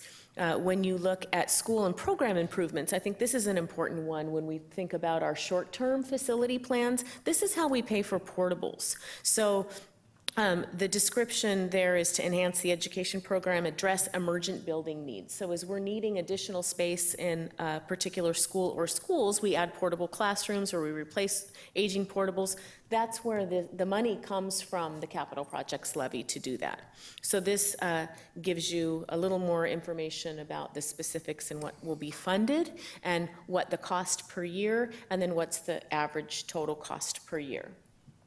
The next slide does the same for technology, and I'll just highlight a couple of things here. Technology infrastructure and support, that's how we make network security management system improvements. We have a big technology operation. When you think about the number of staff we have and the number of students and the number of devices that are out and being used. So when we look at things like cloud storage and security, all of those things, in addition to just the devices themselves, all of that's funded through the capital projects levy. So in that equipment portion, that's how we replace staff computers, student computers. That allows us to expand. We have security cameras in there as well, print center printers, all those kind of things that it just takes to effectively run the district. So you can see by category what are the specifics that are funded there, and professional development is included there in the last portion. Okay, so just real quick, Barbara, go back. So the total, this breaks out the cost per year by category, and then the average cost per year for the capital projects levy. Okay, then finally, and I want to say last but not least, because this is a very important part of our school district funding, is the educational programs and operations levy. So you can go ahead. So what is it? Why do we need it? The Educational Programs and Operations Levy funds all those programs and operations beyond the program of basic education that the state doesn't fund. So there are many staff, including special education staff, including substitutes. There's compensation beyond the program of basic education. There's professional development, special programs, all of those things like our new teacher support program, all of those things are funded through the Educational Programs and Operations Levy. Now, the state did put, as part of their McCleary solution, put some new limits on what districts can collect through Educational Programs and Operation levies. So the state limit is $1.50 per thousand of assessed value, or $2,500 per student, whichever is less. And we'll get into what we're asking for from our community in just a moment. Levies have to garner 50% approval to pass, and again, it's renewed every 4 years. So this levy replaces the levy that's expiring. The state also, as part of the McCleary plan, is getting specific about the categories of things that can be funded through the Educational Programs and Operations Levy. So I won't read all of these to you, but they specify additional staff for class size reduction and beyond, prototypical, funded staffing ratios, professional learning, athletics and extracurricular activities are all funded through this levy, additional course offerings, extended school days, and so forth. So we'll unpack this a little bit, but we've aligned, obviously, our plan to the state-approved categories.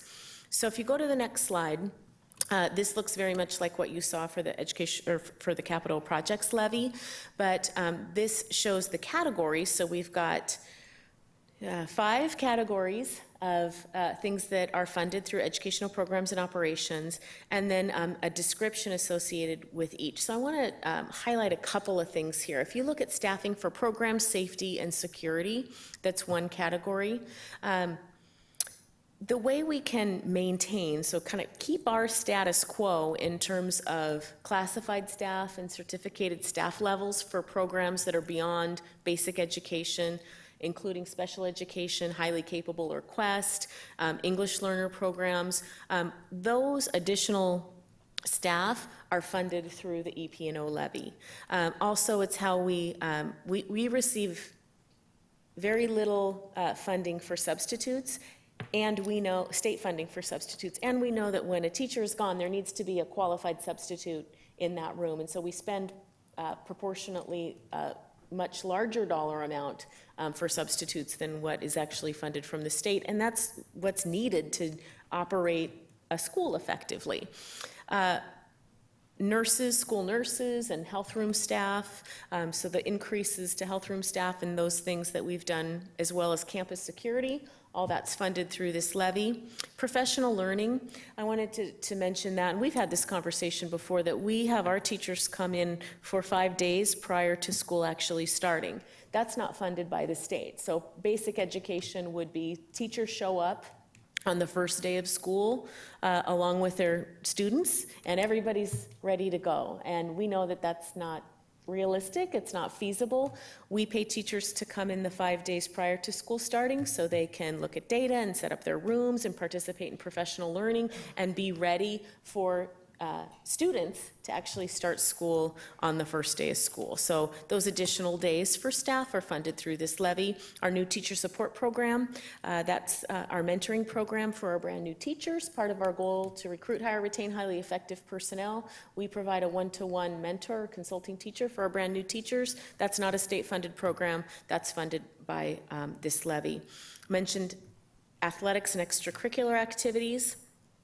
And so, maintaining what we currently do is what we're seeking to do through this levy.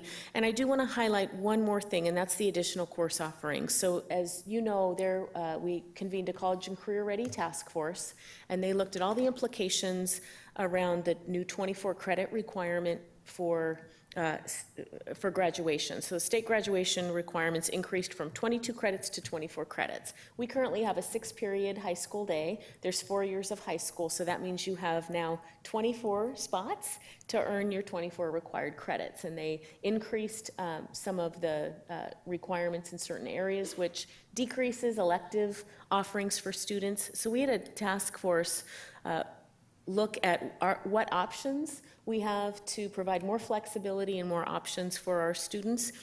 And they are recommending that we implement a 7-period day for our high schools. We've extended the workday for our teachers as part of our recent collective bargaining agreement that was settled in the spring. So we have that part in place, and then now what we need to do is actually be able to hire the additional staff that it's going to take to provide a 7-period day. And in order to do that, we would need to rely on educational programs and operations levy funds. So you'll see that's a line item now in the levy plan. And then early learning is the final category. So this shows the cost per year by category, and then the average cost per year of $63.5 million for the EP&O levy. Okay, so the next thing we want to do is talk about the tax rate information. So I led with, we're actually going to be reducing the tax rate. So we want to show you how we're doing that and what the assessed valuation assumptions are behind all of that. So if you go to the next slide, what this shows is if you look at 2017 and 18. That's what was approved in the 2014 levy. So those levies are expiring in 2018, and the bond plan that we put forward in 2016 is included here as well. But you can see the rate per thousand, and Barbara's going to unpack this a little bit more for us in terms of what do we mean by rate per thousand. But we're going to be decreasing the rate per thousand for the educational programs and operations levy from $1.26 per thousand of assessed value to $1.03. Part of this is in response to the anticipated increased state funding as part of the McCleary solution. However, as you just saw, there are many, many items that are not part of that McCleary solution that we can only do through EP&O levy. However, we are able to decrease that in response to the state plan. And then you'll see that the capital projects levy remains at the 59 cents per thousand of assessed value, and the bond remains at $1.31. So when we talk about total tax rate, the commitment that we made previously is we were going to keep the tax rate at that $3.16 per thousand of assessed value. However, we're actually now able to decrease that overall tax rate from $3.16 to $2.93. So this next part, we just want to unpack a little bit how the assessed valuation assumptions play into this, and so I'll let Barbara speak. Great. So I'm going to talk a little bit about how local school taxes work, because sometimes there's some misperceptions, because for school districts, things are different than for other jurisdictions. For school districts, we establish a total amount that the district can collect. And that's what the voters will vote on, is the actual total amount that a district can collect. So for example, our EP&O levy is $63.5 million, which is the average per year. And that's typically expressed then in a rate per thousand of assessed value. So our EP&O levy is $1.03 per thousand of assessed value. The rate per thousand determines what taxpayers pay in their tax bill for school levies. So, and that's just one, school levies are just one of the many things that taxpayers see on their tax bills. The levy rates are determined by dividing the total amount to be collected, the dollar amount, and by the district's total AV, and multiplying by 1,000. For example, in year one of the EP&O, the total amount will be $59.2 million, multiplied by 1,000, divided by the district's assessed valuation of $57.6 billion. That's how you get the $1.03 per thousand. Again, the levy rates are determined by dividing the AV and multiplying by 1,000. So as the example we provided, year one is the 59.2 at $1.03. In year two, the collection amount is 62.2 million.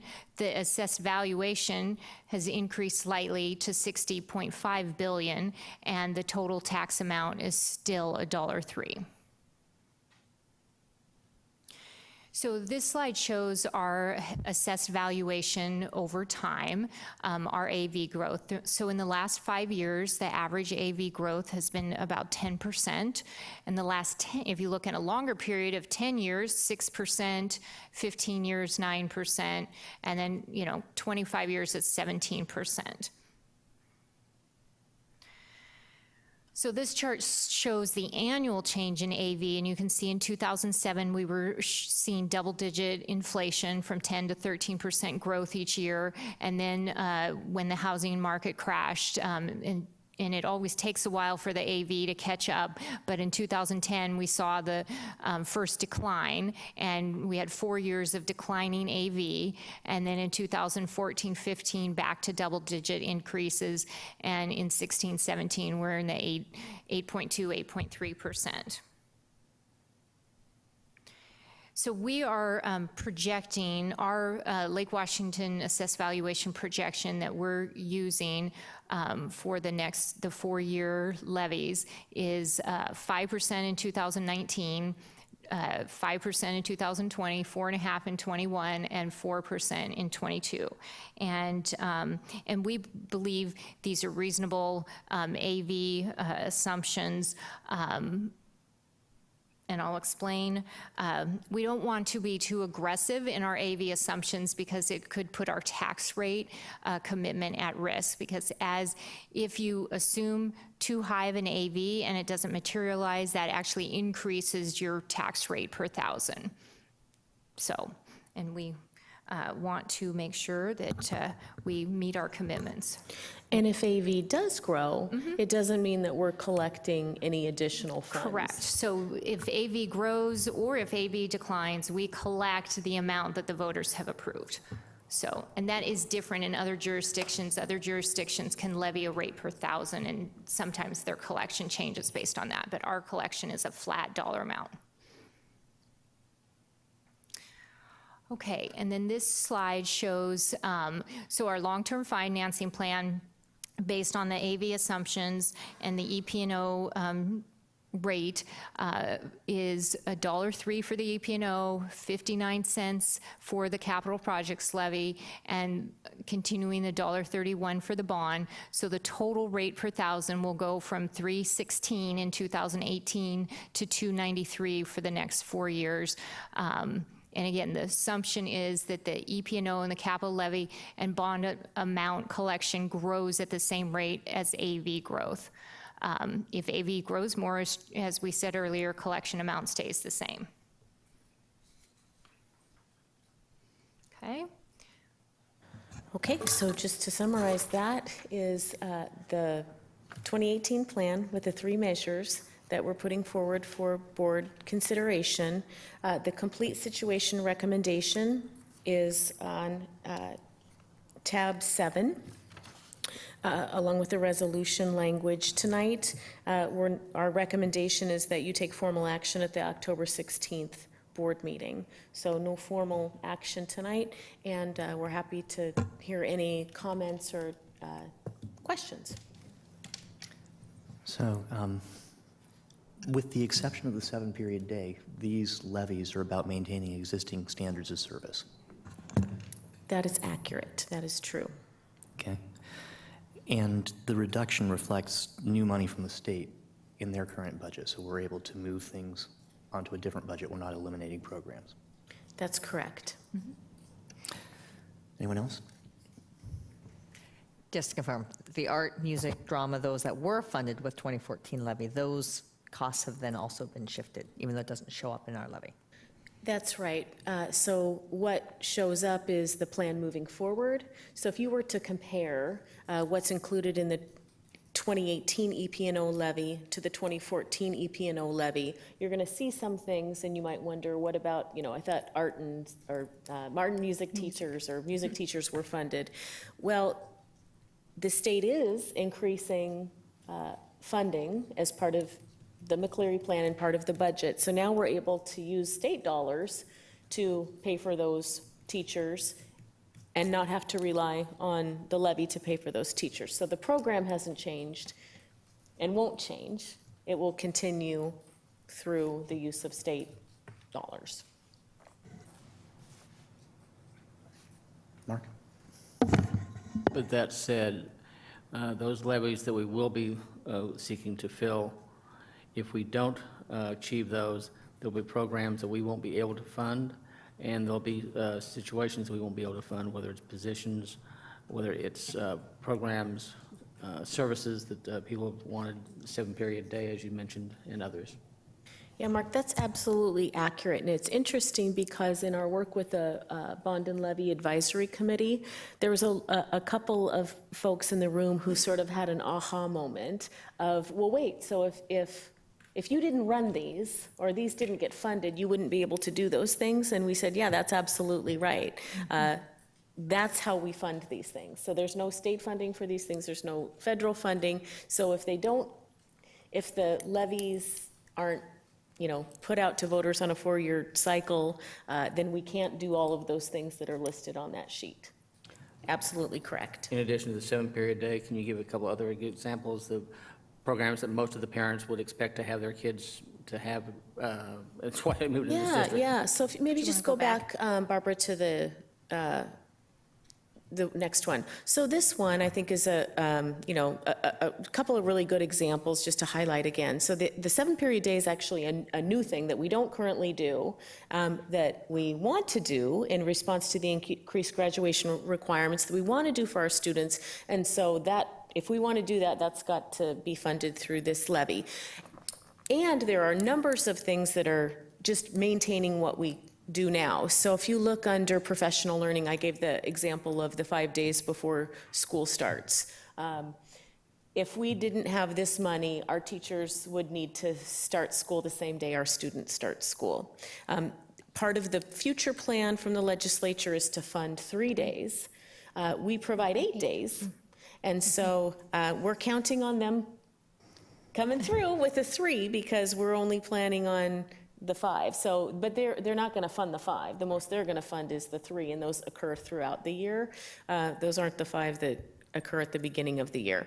New Teacher Support Program is another example. We wouldn't be able to maintain that program that we've had for, I don't know, well over 10 years. 15, well over 15 years now, I think. And that's always been funded through the renewal of this levy. We wouldn't be able to do that program without this levy. And so really there's numbers of things on here, nurses, security staff, and so forth. And that's more directly to this. I mean, the others are important, but when you look at the fact that you wouldn't be able to have the school nurses, the health room staff, the security staff, for that matter, some of the basic programs, special ed, English language learners, all those programs that we take advantage of and expect as parents would disappear. Right. And I should just be really specific. We do get some funding for special education, for example, but the funding that we get for special education compared to what we really spend and need to serve our students, there's a huge gap. And so this levy fills the gap between what's funded and what's needed. And the local levies have always filled that gap for these programs. This is nothing new.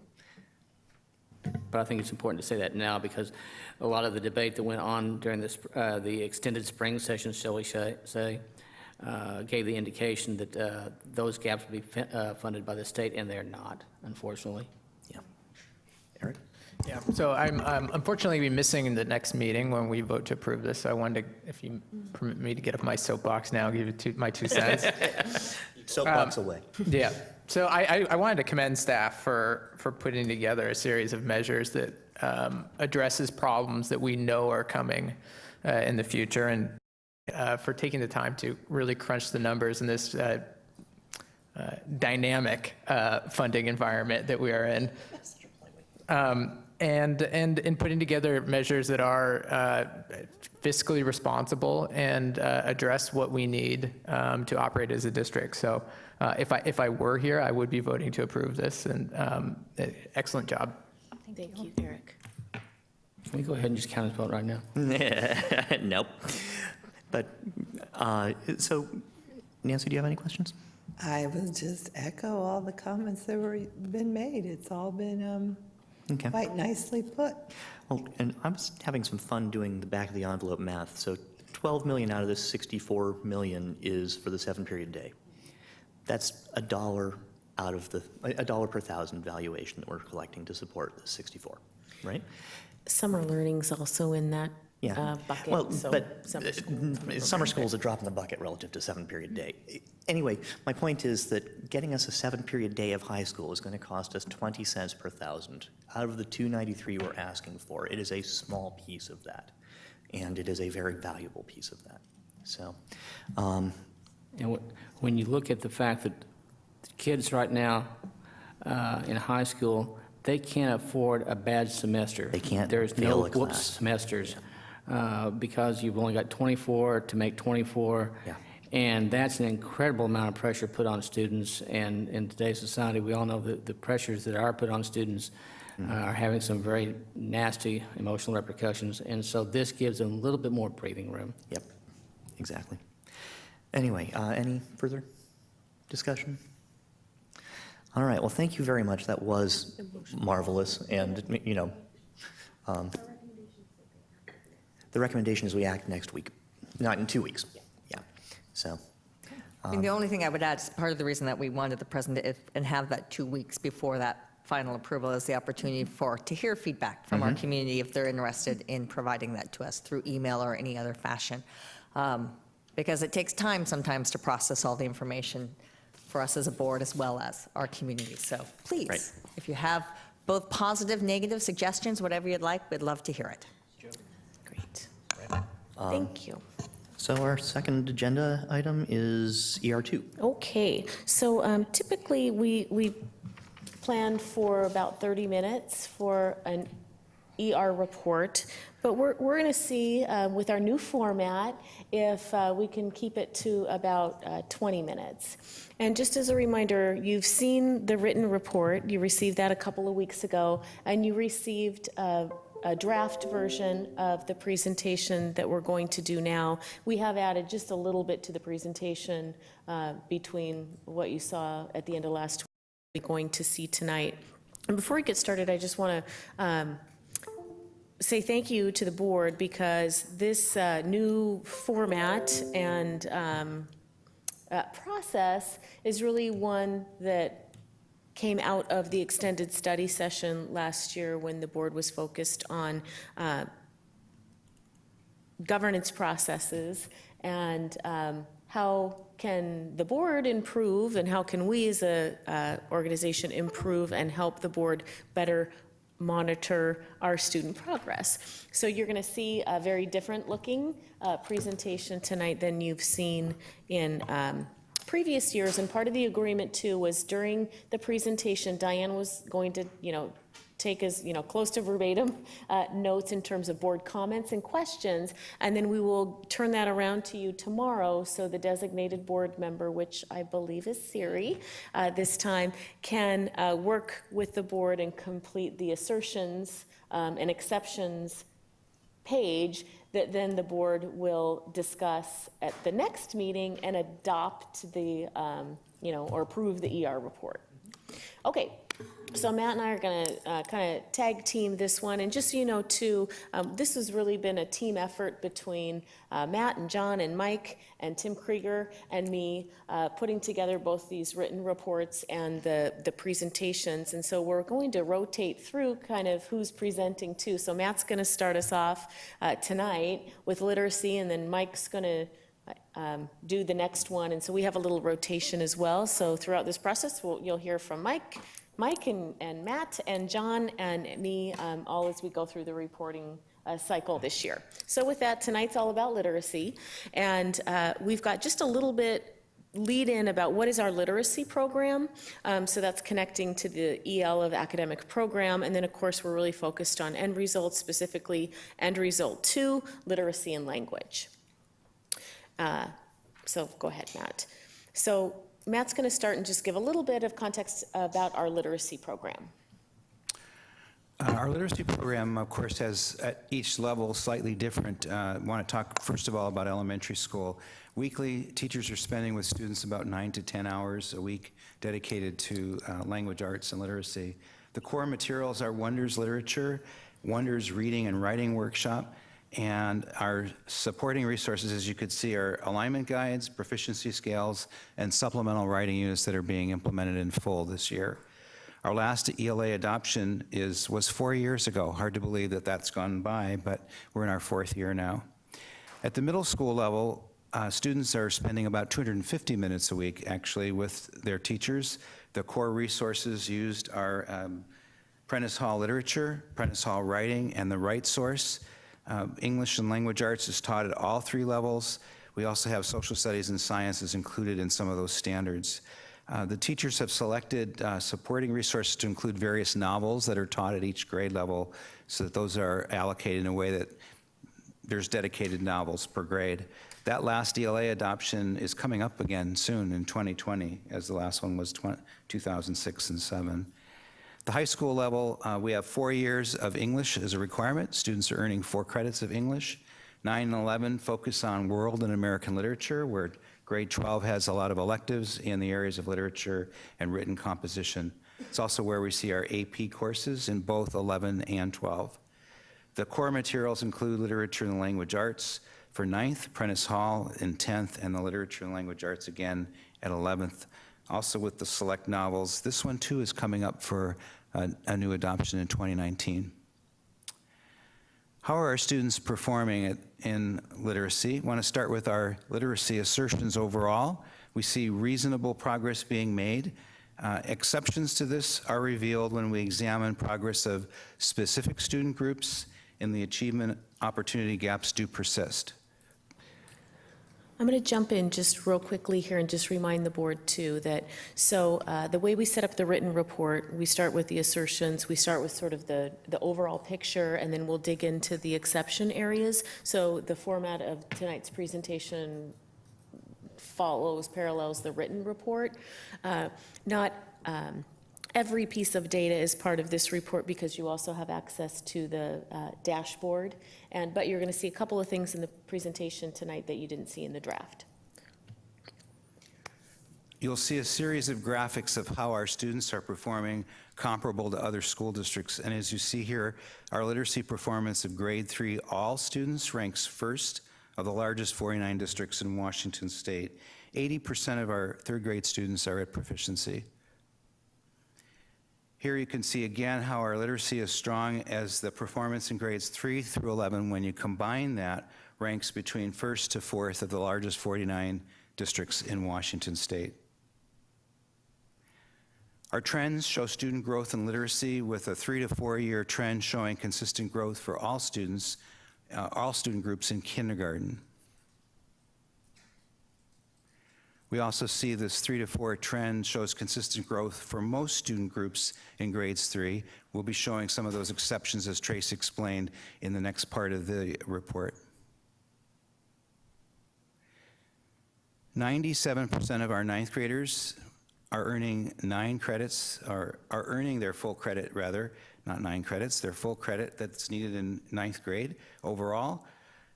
I'm not saying that correctly, am I? Let me try that again. 97% of our 9th grade students are earning their full ELA credit that is required in 9th grade. Gaps are closing. 55 students earned the seal of biliteracy, and that's broken out, as you can see there, is 35% are earning the seal are English language learners, and 65% of the students are earning the seal of biliteracy who are not English language learners.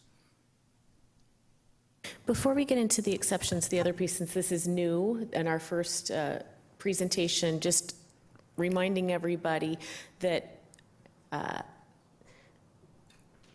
the board spent the time to update the key performance indicators as part of this and what data points we were going to look at. So that includes the seal of biliteracy, it includes credit accumulation and so forth. So all of that first part that you just saw is tied directly to that. In addition, if you remember the data overview sheet that's part of the written report, it's color-coded. That's where the board established you wanted to look at our performance compared to districts over 6,500 across the state. We've got the ongoing target of 90% of our students meeting standard. And the third, I'm completely blanking now on what the third was. Trend, yes, the trend over time. So you'll see that we built those pieces into the report as well. Thank you, I'm glad that you remembered. Okay, so the overall assertion is that we are making progress in literacy when we look at the key performance indicators and when we look at the data that the board wanted to see in terms of comparable districts, trend, and overall performance. And there are some exceptions to that progress. And so the next part digs into more the performance of our English learners, our special education students, our low-income students, and our Latino, Hispanic, and Black African American students. Our grade 8 data shows gaps when you're comparing the all to these groups that we just named our exceptions groups. Gaps are similar at grades 3, 5, and 11. The 3-year trend is showing a decline for these groups. We're going to take each of those groups separately and then do the same analysis around comparability, trends, and the third one was the Just their overall performance. overall performance. Thank you. I'm going to start with the English learners. When we compare them to comparable districts that are greater than 6,500, you can see that the literacy performance of grades 3 and 5 English learners ranks second and fourth. I also want to point out that you may start to count the bars, and you will sometimes see more bars than the number. It's because the score, which is very hard to see, is tied with another district. So for instance, we happen to be tied with Sumner, which is also at 28% on the right for grade 5.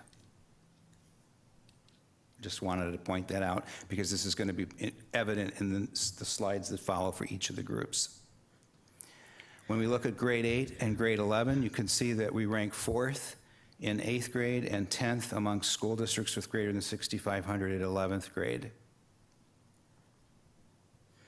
Our English learners in grades K2 are not progressing when compared to their non-ELL peers.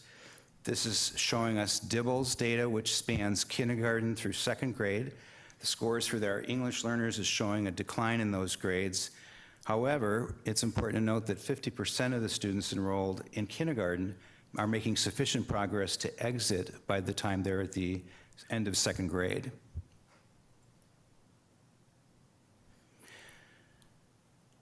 ELL students who are continuing are students who have need and who have greater language acquisition needs, and they're not exiting. So 46% of the ELL students met standard in grade 3. We point out there in our analysis that the assessments themselves are increasing in their complexity of what's being assessed in language each year, and coupled with new students are entering the ELL program each year. So that's a continuous revolving door of new students coming in with students who have greater needs staying with the program. Our 2- and 3-year literacy performance trends show a decline in grades 5, 8, and 11. The assessments also, as I pointed out, are increasing in complexity the higher up you go. It's also showing the new students entering the program are also posing challenges.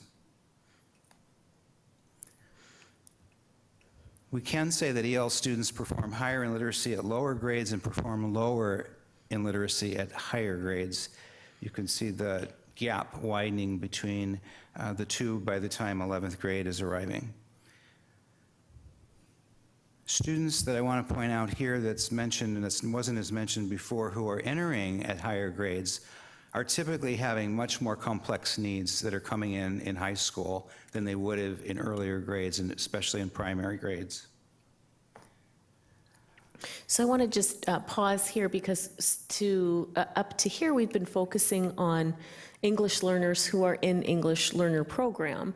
And what the board has asked for is, okay, so we understand that if you're still acquiring the English language, the likelihood that you're going to be meeting literacy standards is probably not high. But how are our students who have exited the English language learner program, how are they doing in terms of meeting standards? So we actually now, pleased to say, have that data here and in the dashboard. You will see as you distinguish the bars, and these are new slides that were not in your original written report. So I'm gonna And give they you a weren't in little- the draft weren't. presentation that you got last week. So I want to make sure you get some time to see the numbers and see the bars and what they associate with. So you'll be seeing that this is divided into ELL, that light green at the time of the test is this top, or this next one in the middle is exited ELL at the time of the test, or the tan would be students who were never in ELL. So it's breaking up the data that way. You can see once students become proficient, they're either performing as well or in some cases even better than their peers who've never been in the English language program. This is showing grade 3 and grade 5 data for students who have exited. Similarly, at the grade 8 and 11, you'll see a similar pattern or trend bearing out. Once they've been exited, they're performing either as well or in some cases even better than their peers.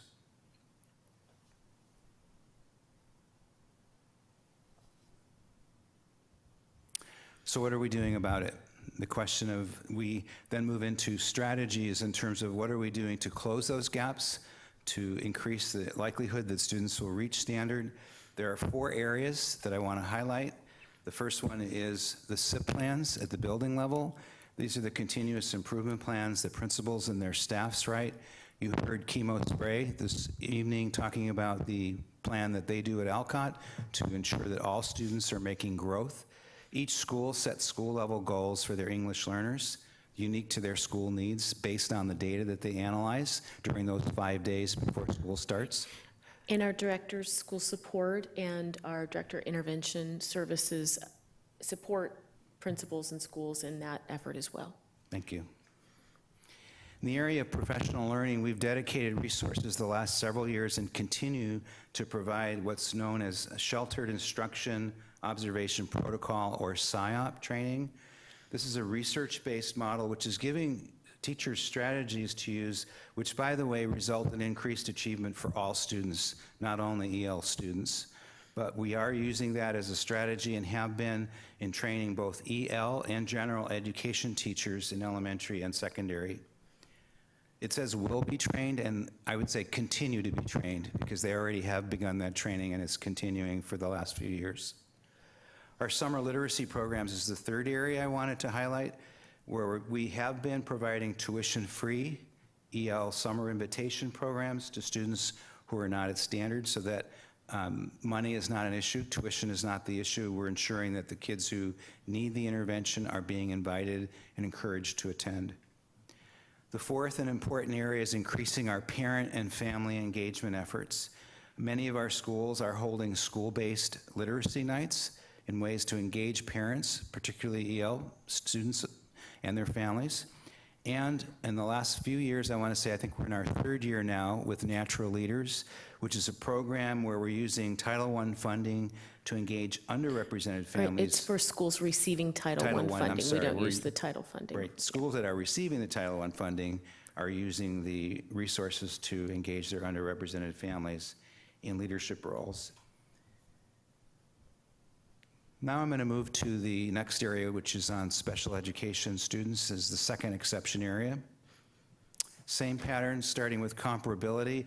You can see that our literacy performance in grades 3 and 5 ranks 5th among school districts that have more than 6,500 students. Our 8th and 11th grades rank 5th and 2nd amongst those same-sized districts in terms of comparability.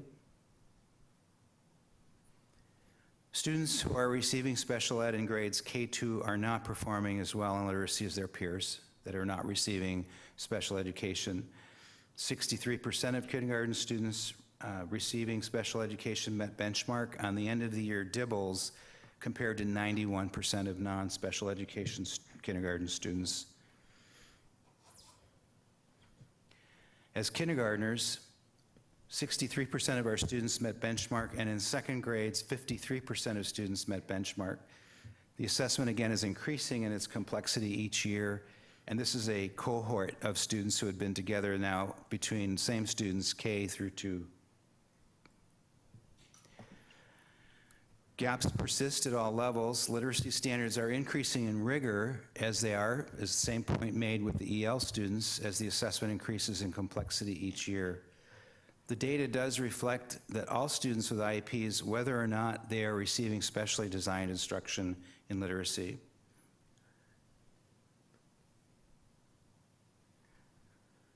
Students receiving special education perform slightly higher in grades 3 and 11 compared to performance in grades 5 and 8. These significant gaps persist when we compare students who are receiving special ed to those that are not. The strategies that are in place to close these gaps for this group of students, again, I mentioned the continuous improvement planning, which is done at the school level, supported by directors of school support. Supplemental curriculum, K5 Wonders has a supplemental program known as WonderWorks that's used with both safety net and special education students. Reading Mastery, Read Naturally, and Rewards. Progress monitoring is done as a way of regularly checking at the intervals how students are performing so that adjustments in instruction can be made, and the inclusion service delivery model of co-teaching and looking at that at both elementary and secondary level. I'm going to move to the low-income group.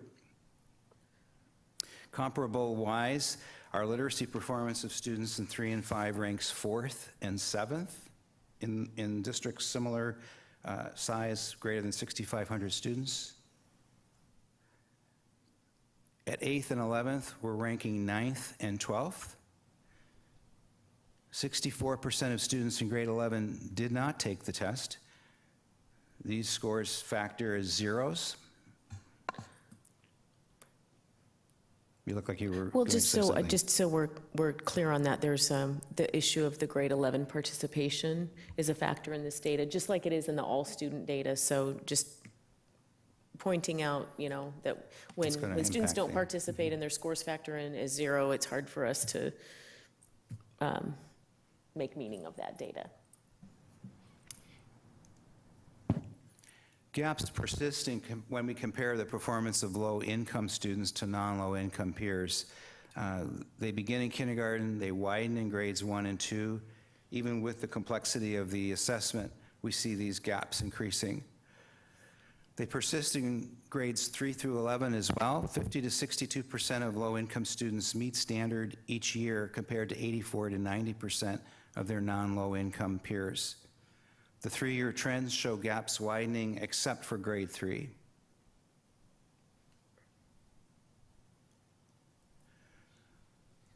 Low-income students perform slightly higher in grade 11 compared to performance of students in grades 3, 5, and 8. Significant gaps persist at all levels. When we make that comparison, it's slightly less in 11th grade. I'm just going to jump in real quick, and maybe I'll highlight a couple things on this one. But Sure. I think, you know, it goes without saying, and it needs to be said, that we believe all of these students in these exception areas can achieve at high levels, and we need to figure out how we need to do things differently and to differently support them so they can. I mean, that's what all of our achievement gap closing efforts are. So it's not, as we look at this data, it's not that low-income students can't achieve, they can, just like all of our students can. And so what we're continually trying to do is look at the data, look at those exceptions where students aren't performing, and what can we do differently, and that's what those strategies to close gaps are all about. Matt already mentioned the work that happens at the building level in terms of data analysis and goal setting and focusing on the needs of individual students. When it comes to low-income students, some of the similar things you see as supplemental curriculum. Essentially, it's, you know, this is for students who aren't meeting standard, and so all of the curriculum that we adopt comes with supplemental materials to help students learn it in different ways, help the teacher deliver it in different ways to meet the needs of the students. When it comes to low-income students, our early learning and early intervention, again, this is an area that's funded out of the Educational Programs and Operations Levy in terms of, you know, part of our Head Start funding comes from federal sources, but we also have Ready Start Preschool that is specifically for students from low-income households to help prepare them for elementary school. So that early learning work also comes into play with safety net and general education teachers in terms of using that DIBELS data to find out, you know, where we can strengthen our service delivery. One thing to point out here with the inclusion service delivery is through intervention services, co-teaching is a factor as well. We're trying to find ways not to pull students out of core instruction and give them supplemental services, but have them participate in core instruction and then get differentiated support along with core instruction. And so that's an important piece. Progress monitoring is one that is a strategy that you heard before, and then parent engagement and wraparound services. And what that looks like for low-income students, and you're actually going to hear this tonight when we do the program report on intervention services, but we have a McKinney-Vento liaison who helps us to identify students who are classified as homeless and to provide both academic services in the school and also social supports and wraparound services from the community. So go ahead, I just wanted to highlight that. The last category that we're dealing with is race and ethnicity, starting with comparability and starting with our Black African American students and highlighting both the Black African American student as well as our Latino Hispanic, starting with the Black African American, our literacy performance at grades. And just to, I'm sorry, Matt, but just to put context to our viewers or our audience, why are we focusing on Black African American students and Hispanic Latino students is when we look at that data overview sheet that we put together in terms of the three things that we're looking at, the trend, the performance, and the comparability. And we did the color coding of the areas that need attention, which isn't part of this presentation, it's part of the written report. That's why we're honing in on students of color, because that's where we're seeing the biggest gaps and the biggest area of need. The slide shows that our performance at 3 and 5 ranks 1st and 7th among these districts. We look at 8 and 11, we are ranking 7th in these. Performance of Hispanic Latino students at grade 3 and 5 is ranking 6th and 4th. And 8th and 11th, it's 5th and 8th.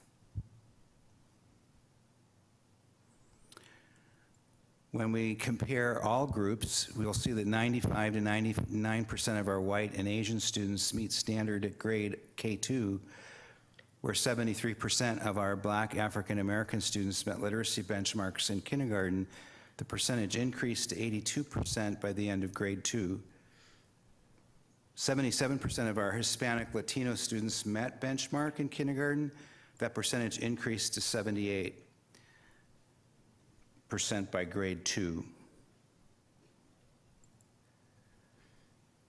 The gaps between performance of white and Asian students and Black African American and Hispanic Latino students are larger in grades 3 and 5 than in grades K2. The 3-year trend is showing little change in growth. When we compare the performance of white and Asian students and Black and African American and Hispanic Latino students, it persists. It varies based to the size of the group, and it decreases at grade 11. So the percentage of the Black African American group at grade 8 students meet literacy was highest in 2015-16 and lowest in 2016-17.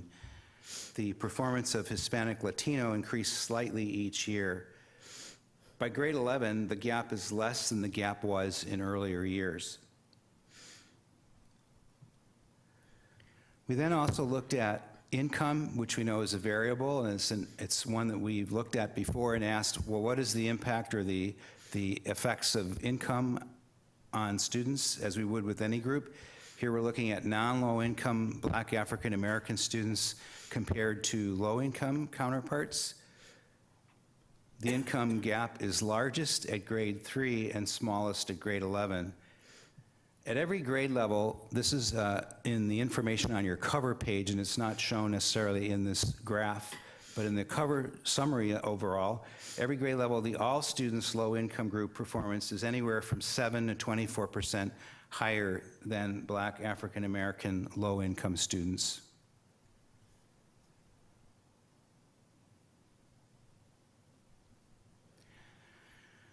Low-income Black African American students in the class of 2027 performed better than their non-low-income counterparts. So actually, this is the cohort group of K2. The class of cohort included 22 students. The non-low-income student performance increased from grade K to grade 2, which is not true for the low-income students. Low-income Black African American students in the class of 2021, so this would be 6th, 7th, and 8th grade cohort, performed better than their non-low-income counterparts. This included 27 students. The low-income student performance exceeds non-low-income student performance by grade 8.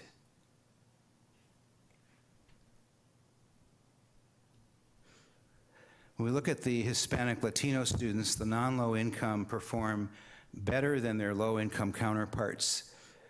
The gap is smallest at grade 3 and largest at grade 11. Again, in looking at the overall summary data page, when you look at the all students low income group, the performance is 7 to 17% higher than Hispanic Latino low income students. However, low income non-EL Hispanic Latino students perform better than the all students low income group, except at grade 5. So just to highlight that a little bit more, what we're looking at when we look into performance of students of color, we're looking at the two factors of income and race ethnicity. And then when we also look at our Hispanic Latino students, we look at race ethnicity, income, and language.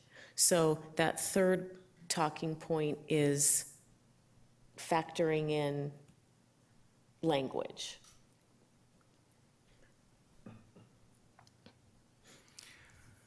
For the class of 2027 cohort data, we had 216 students in that group. The non-low income student performance increased from grades K to grade 2, which was not true for our low income students.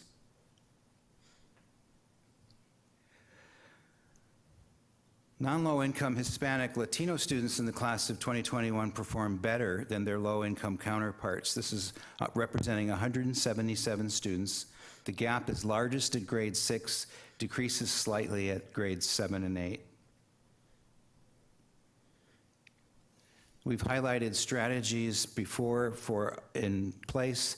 I'm going to just emphasize that one of the things that emphasize one of the things I think is that we haven't mentioned up to this point is the parent engagement, professional learning, and cultural competency. I just wanted to highlight that many of the things we've spoken to before, but in this area, the work that we're doing around equity, focusing on competency and cultural responsive teaching and strategies work is definitely going to move us in the direction we need to go to be using culturally competent instructional strategies with students. And continuing that work is going on, I know, in various ways at each of the buildings. We've got all variety of focus on equity. It includes equitable approaches to student discipline and social emotional well-being as well. So to conclude, we're seeing our assertions of the overall reasonable progress is being made, and we've highlighted the exceptions to that progress in the section I just completed. Okay, so now we want to capture, and Diane will record, the questions or comments that the board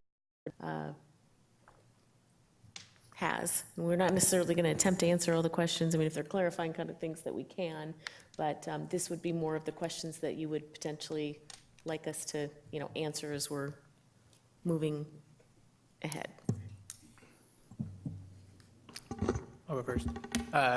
First of all, this is the first time we had this new presentation format, and I thought it was excellent. It really, for the first time, often understood what each slide was trying to convey to us, or always understood, I should say. So thank you. It was really, really good job. Thank you. Because it was so good, it made me, because it was so clear where we're failing, it made me sad to see a lot of it. And I think this board cares deeply about closing the gap for low-income students with non-low-income students. I know the staff cares deeply about it, and it's really sad and frustrating to see that we're not doing that yet.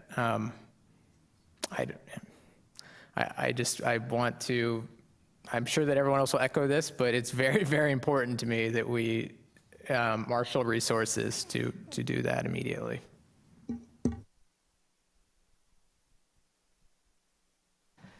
So broadly speaking, I'm much happier with this format. The thing that actually makes me the happiest is the structure of identifying important gaps and then flagging the strategies to close those gaps. One piece that I did notice is that a lot of these strategies are actually extrapolating across multiple gaps. And that is good because you can, it's useful. I've got a whole bunch of little tiny details that I will bring up separately. There's just no point in wasting everybody's time going through those. And I'll stop there. I don't have much else. I'm pleased that where we're moving now is a trend analysis of, are we getting better at this? Do we need to get better at blank? And are we getting better at it? That's really useful. Thank you.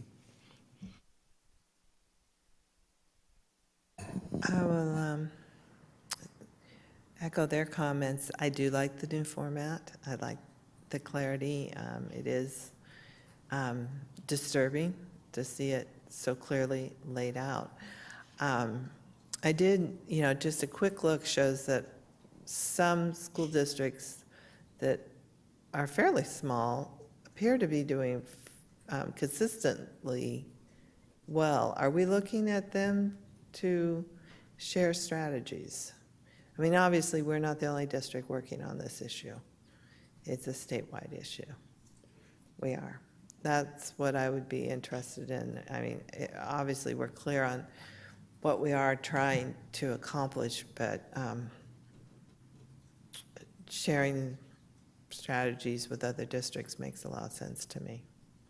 Also, the whole issue of getting children as young as possible into our system with as many resources as possible.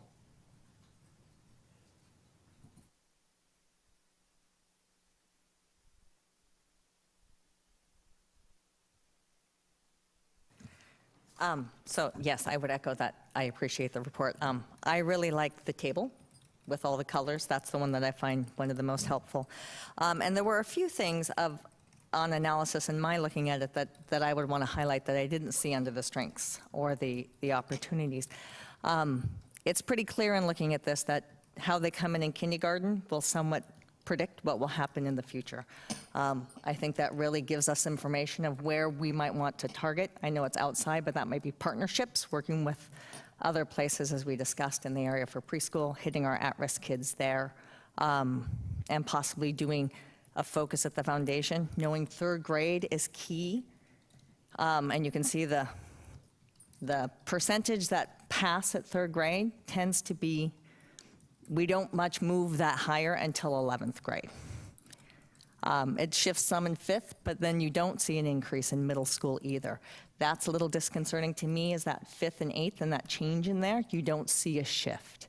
So is there something we can do with curriculum instruction in that component? I think that would be interesting to look at and would be one of the pieces. The 95% target that we have set, when I looked at, thank you for adding the stars, that was very helpful in my to be able to look at that. We get to 95% when it's our language arts class, right, in 9th grade. We hit that target pretty consistently across the board. The question is, then why are those students not able then to pass the ELA? If our curriculum is aligned, if we're doing what we should do, what's happening there and what's that disconnect? I know that we have more opportunities to be able to provide support and opportunities for students to be successful, but I would be interested to know, and that would be something I would suggest gets looked at, of what we can do there. And then sort of lastly was looking at the bilingual component. We currently don't do much in regards to that piece, but if we're going to set this as an indicator, I would say this is something we want to be looking at more effectively, of how do we build that stronger within our system. I know the dual language immersion is a piece of that, and then other components through there. But I do think that's a piece to think about of, if we're going to have it here, then what are the strategies we want to use from a big picture? So that's one of those. I would agree with your exceptions that were put forward. I was intrigued the African American group tended to not necessarily follow the trends as expected. It's a small number as well in the overall, so I imagine that's making some play in those numbers pretty heavily. ELL, high school is the biggest challenge, and I'm assuming that's native language acquisition at that point. So are there strategies on how we more quickly do language acquisition? We do summer programs. I believe a lot of it's around core competency. Is there a way we can help students learn the language? If we know when they exit, they're doing better, that they're at standard, can we speed up the language acquisition? Can we do it through summer learning opportunities that aren't necessarily core, but allow native language speakers to be with non-native language speakers? Have English students, English speaking, having just been in a country where I don't speak the language at all, Poland, and I was living with a family who spoke English, who was learning English. It was amazing to watch the change and how much their English improved because they had to speak to us. And the native language capacity to do so. So that'd just be something, as we look at these strategies, many of the ones that I read at the end, these are things we're currently doing. And if we're not getting the change that we want to see, my question would be, what are the things we can shift to move quicker, to move forward? Knowing that wraparound services and those social supports and opportunities are a key thing, how do we look at moving these, shifting these gaps, possibly from a different angle? Is it through opportunities? Is it AVID as a component that could help to do this? Or is that, so those are the pieces that I think we're missing in the analysis, is what are other possible ways we want to approach and attack? If I were to give my priority of where I would put focus, third grade reading would be, it's got to get to 95% if we want to shift the other things.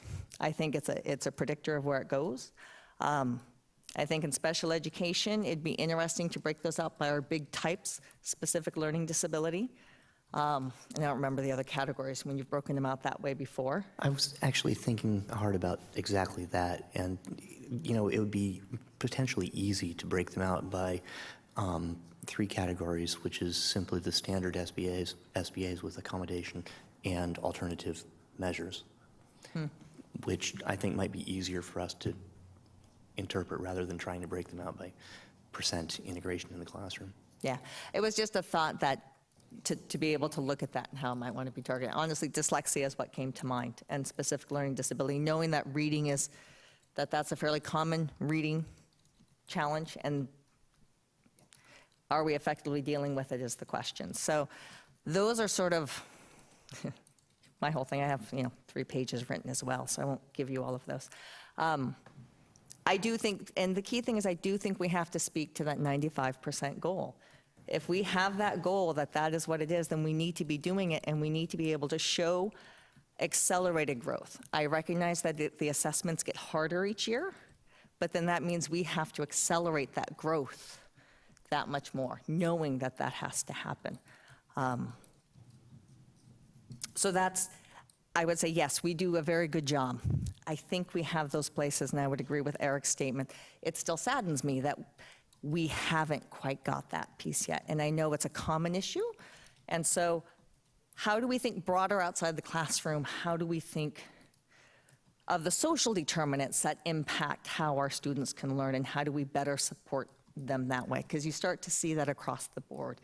And that's the piece I think is sometimes missing in the strategies and how they're presented. I know we do them. I know our PTAs do a lot of it. I know our staff does a lot of it, and there's a lot of strong programs there.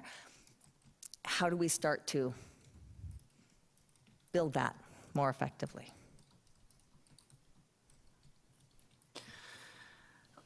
I continue to struggle with the idea of how to assist and instill a desire for academic achievement with low income.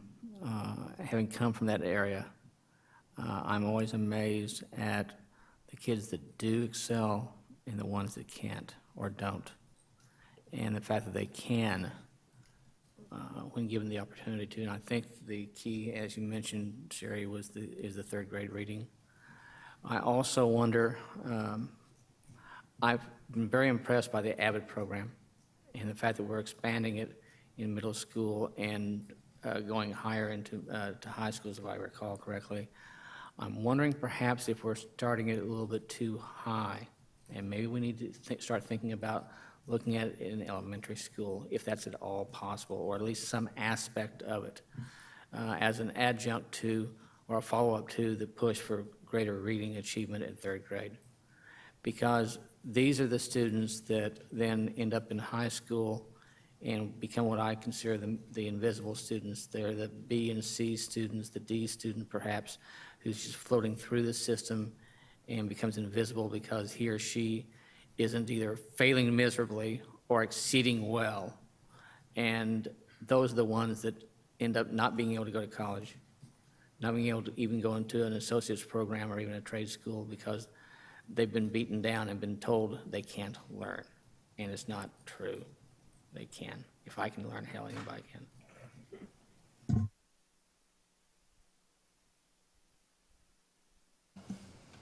So, Okay, so, I've got one last piece of comment I wanted to capture, and that is that I'm thrilled to see the ELL breakout this time, to get post-ELL versus current ELL. And there were what's interesting to me is that there are two different gaps that I perceived in the data. The first is that there's a widening gap for current ELL students as you go up higher. I'm not worried about that one at all. If you have a problem speaking English, of course you're going to fail the ELA. That's just not rocket science. But there was an interesting piece for the kids who were post-ELL, where they were outperforming their peers at the elementary level. But there was a gap that was opening up as they moved into high school. Is this because they are recently ELL in high school and they've just got more mileage to make up? Or is it something that maybe ELL's two different problems at the elementary and the high school level, and maybe we need to be thinking about them differently in terms of how we approach them?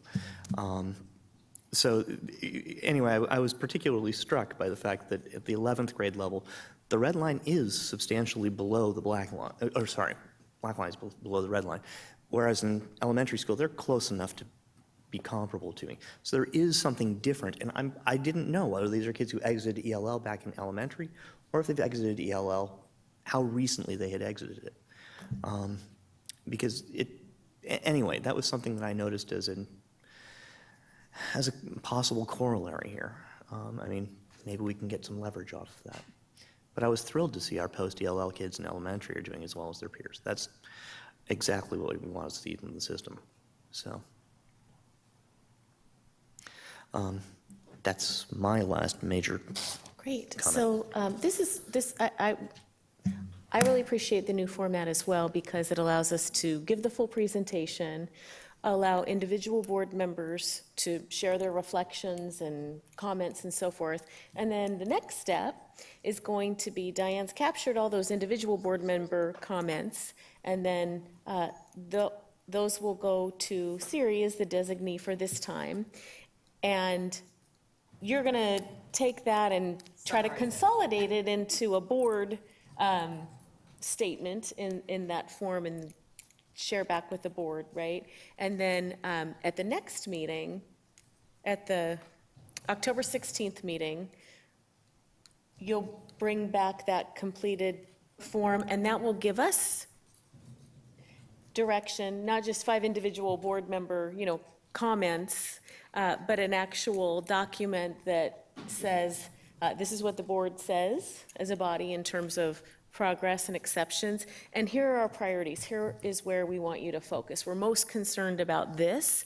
That then tells us, to your point, Siri, if the board says, we want you to focus on 3rd grade reading for X, then we know that's the board's priority, and that's where we need to seek new strategies, potentially add additional resource. So we've shared with you what we are doing, and then this gives the board, based on the data, the opportunity to say, we want you to focus more here, and then we take that back and figure out what strategies we could learn from other districts or, other parts of the country or, whatever, and what could we do differently beyond what strategies we're already employing. So I think this system will work for us too. So I just wanted to be transparent around, individual board members posing questions and making comments. We're not going to attempt to, speak to those in the presentation. We're just going to collect those, give them back to you so you can compile and give a board direction at the next meeting. So that's great. Real quick, Chris, your point stimulated a question for me. about the difference between the ELL ability to move out in elementary versus high school.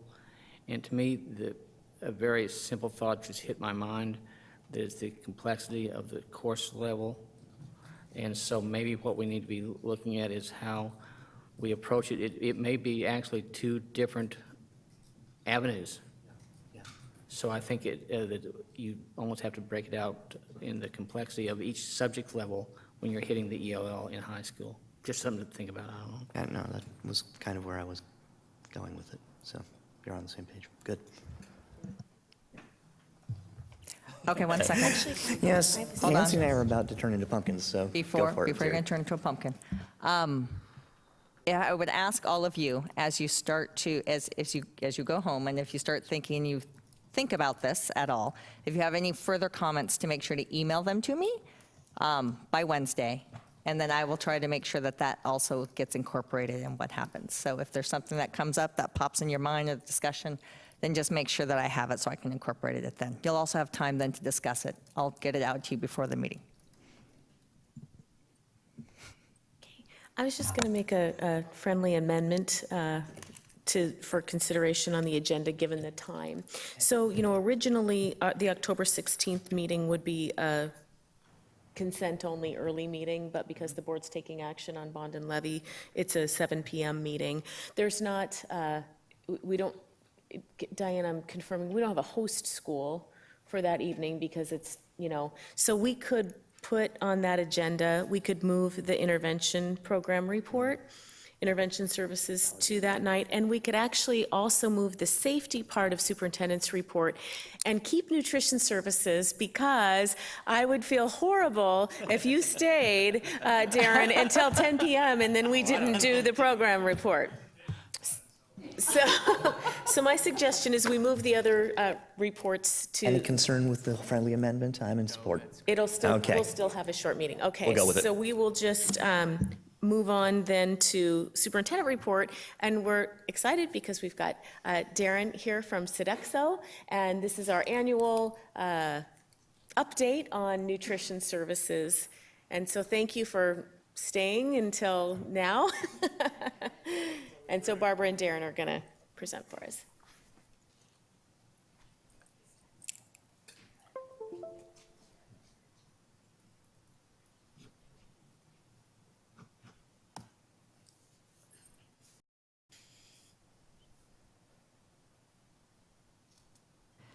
All right, I'm pleased to present our superintendent's report on nutrition services.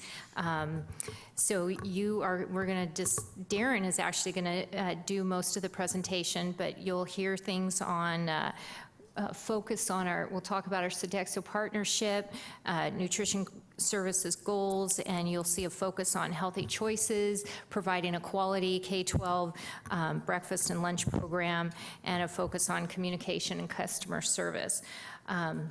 We have been partnering, we contract with Sodexo to provide our nutrition services program. We are required to rebid this contract every 5 years. OSPI monitors this contract. Sodexo has been the successful bidder each time. We are celebrating 36 years as partners with Sodexo and our nutrition services program. So as Tracy mentioned, Darren Helfrecht is here, and he is going to share his passion with you around nutrition services. So I'll let him do the rest. Thank you, Barbara. I'm losing my voice a little bit, so I'll try to keep it. Help me go a little quicker, too. I could talk all night. This is definitely my passion, and being at Lake Washington. So, but as we talked, we know that the district's mission is that each student will graduate prepared to lead a rewarding, responsible life and contributing member of our community. And this is a slide I believe I started with last year, because it's really our mission, is that how do we tie back into that district, the district mission, and with what we do. And we, offering access to nutritious meals, allowing every student the opportunity to succeed. That's how we have our staff really connect within the district, and the important roles that we play within the whole education. And as we talked with test scores and stuff, we know that students that are well-fed are going to do better in school. So the nutrition services goals, again, we do have a wellness policy that's in place, and this really helps us with what we're focusing on, making sure that students do have access to nutritious foods and they're better prepared to learn. We also comply with the state and federal nutrition standards that are outlined, and the key is we want to serve nutritious meals there's a variety for children to select from, for students to, and really make it an educational part of their day also. So the breakfast and lunch program, it's a federally funded program, and it's managed by the USDA. And so the regulations that we work under are the Healthy Hungry Free Kids Act of 2010 regulations, and then we're overseen by the OSPI. So they really, the USDA rolls down the regulations, and then OSPI rolls those out to us, and that's how we run the program. We have compliance standards. We do, each year we have 2 health inspections. So just like any restaurant, the health department, King County Health Department comes in and inspects our facilities. We also have with Sodexo, we have an independent third party that comes in and does a very extensive food and safety audit of us each year. They come in very limited in announcements, and they'll pick random sites that we go out to, and it really helps us make sure that we're doing what we need to do to make sure the food's safe and that our staff and everybody's safe there also. We also have an administrative review that's conducted by OSPI every 3 years.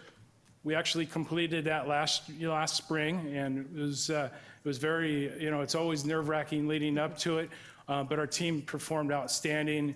I think it's because of the things we do every day and what we had in place, but we did receive a near perfect score from OSPI. So we're very proud of that, and we're glad we don't have it for another 3 years now.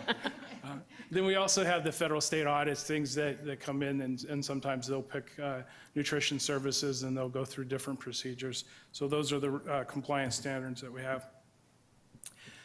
I'm starting my 3rd year. Last year was a fantastic year for us. We saw a lot of growth. And we're going to break into those numbers a little bit, but want to just give you a breakdown of where our revenue sources come from. Majority of the revenue, the program, it comes from the fees that we charge. So whether it's the lunch prices, breakfast prices, that type of thing. Then we also, federally, we get about 22% of our revenue comes from the federal, that's the USDA under the National School Lunch Program and breakfast programs. You see the state funding is very minimal on that. The other one big I wanted to point out is the U.S. commodities, 6.7%. That's a program where we receive product from the government that we were able to utilize in the program.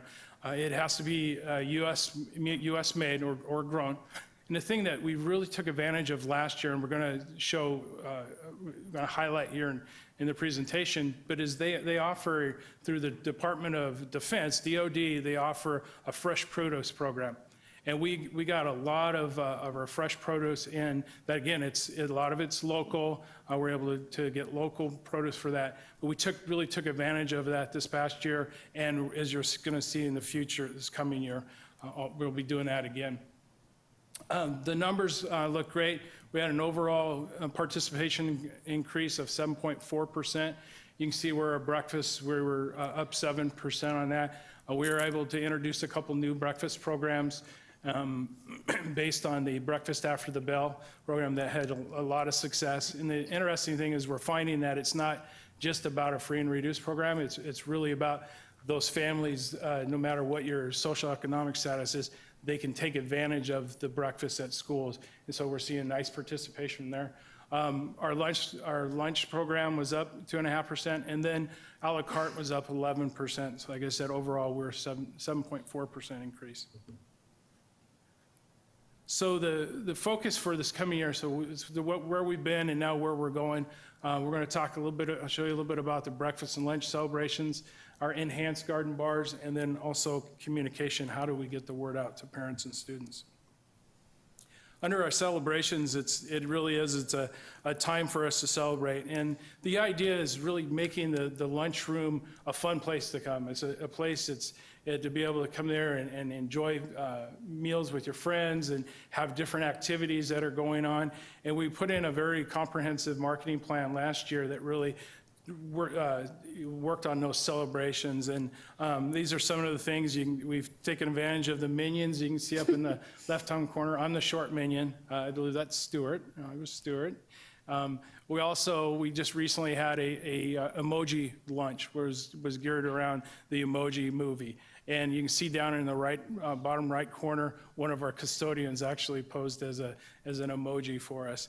We've done luau's, the back to school.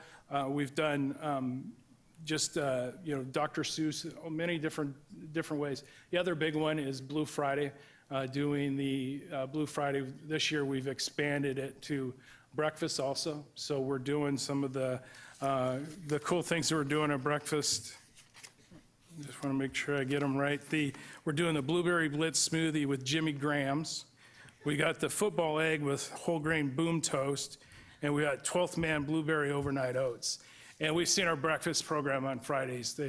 Kids are really enjoying that, just as they do with the regular Blue Friday celebrations we do at lunchtime. The other big thing that we've really focused on this year is our garden bars. So kids have unlimited access to be able to go and get those fresh fruits and vegetables. And this is some of the pictures of things that we're seeing out there. We've introduced some things that kids maybe not are normally getting. We have nectarines, has been very popular. We've also been able to get some blackberries in, blueberries this year. Again, it's focusing on local things. Wednesday on our garden bars is Local Wednesday, so we try to get as many local products as we can on the garden bars that day.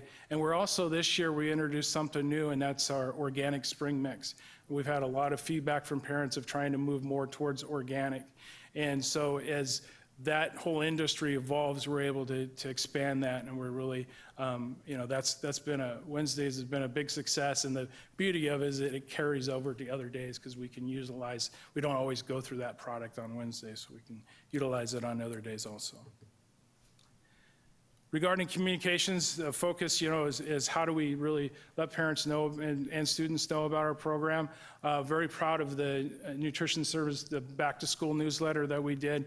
Very well received, a ton of great information in there, really helping educate parents maybe new to the district or ones that talking about some of the things like the garden bars and the organic and Local Wednesdays, those types of things. We've also updated the website when it came along with the district website, so I think it's much user-friendly. It's easy to find information there, and we'll continue to evolve with that. Then the other big one that's coming on and coming this November, we're actually moving to an online menuing system, and that will replace our right now it's a PDF file that's posted on the district website. This was in November, we're going to go to an online system where we'll actually be able to be interactive for parents. An example I show you on the next slide is, say if you're a parent, your child has an allergen, is allergic to dairy, this new system will be able to go in and select your allergens, and then it will actually identify items on our menu that contains those allergens. So again, very interactive. It allows the parents to kind of really hone in what the kids are receiving or going to be eating.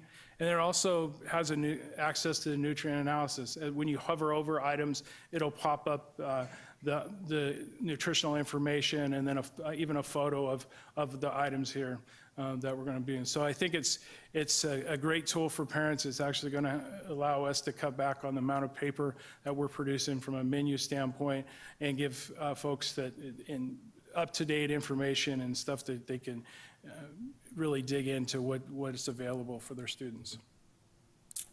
And so just to finish, all the great things we're doing, I still think this really sums it up for us. This is the best part of our day, and so smiles. So we don't have to worry about test scores. We get to worry about putting smiles on kids' face. And so I appreciate the time to share. Hopefully I didn't take too much time this evening, and it's always a pleasure to be here.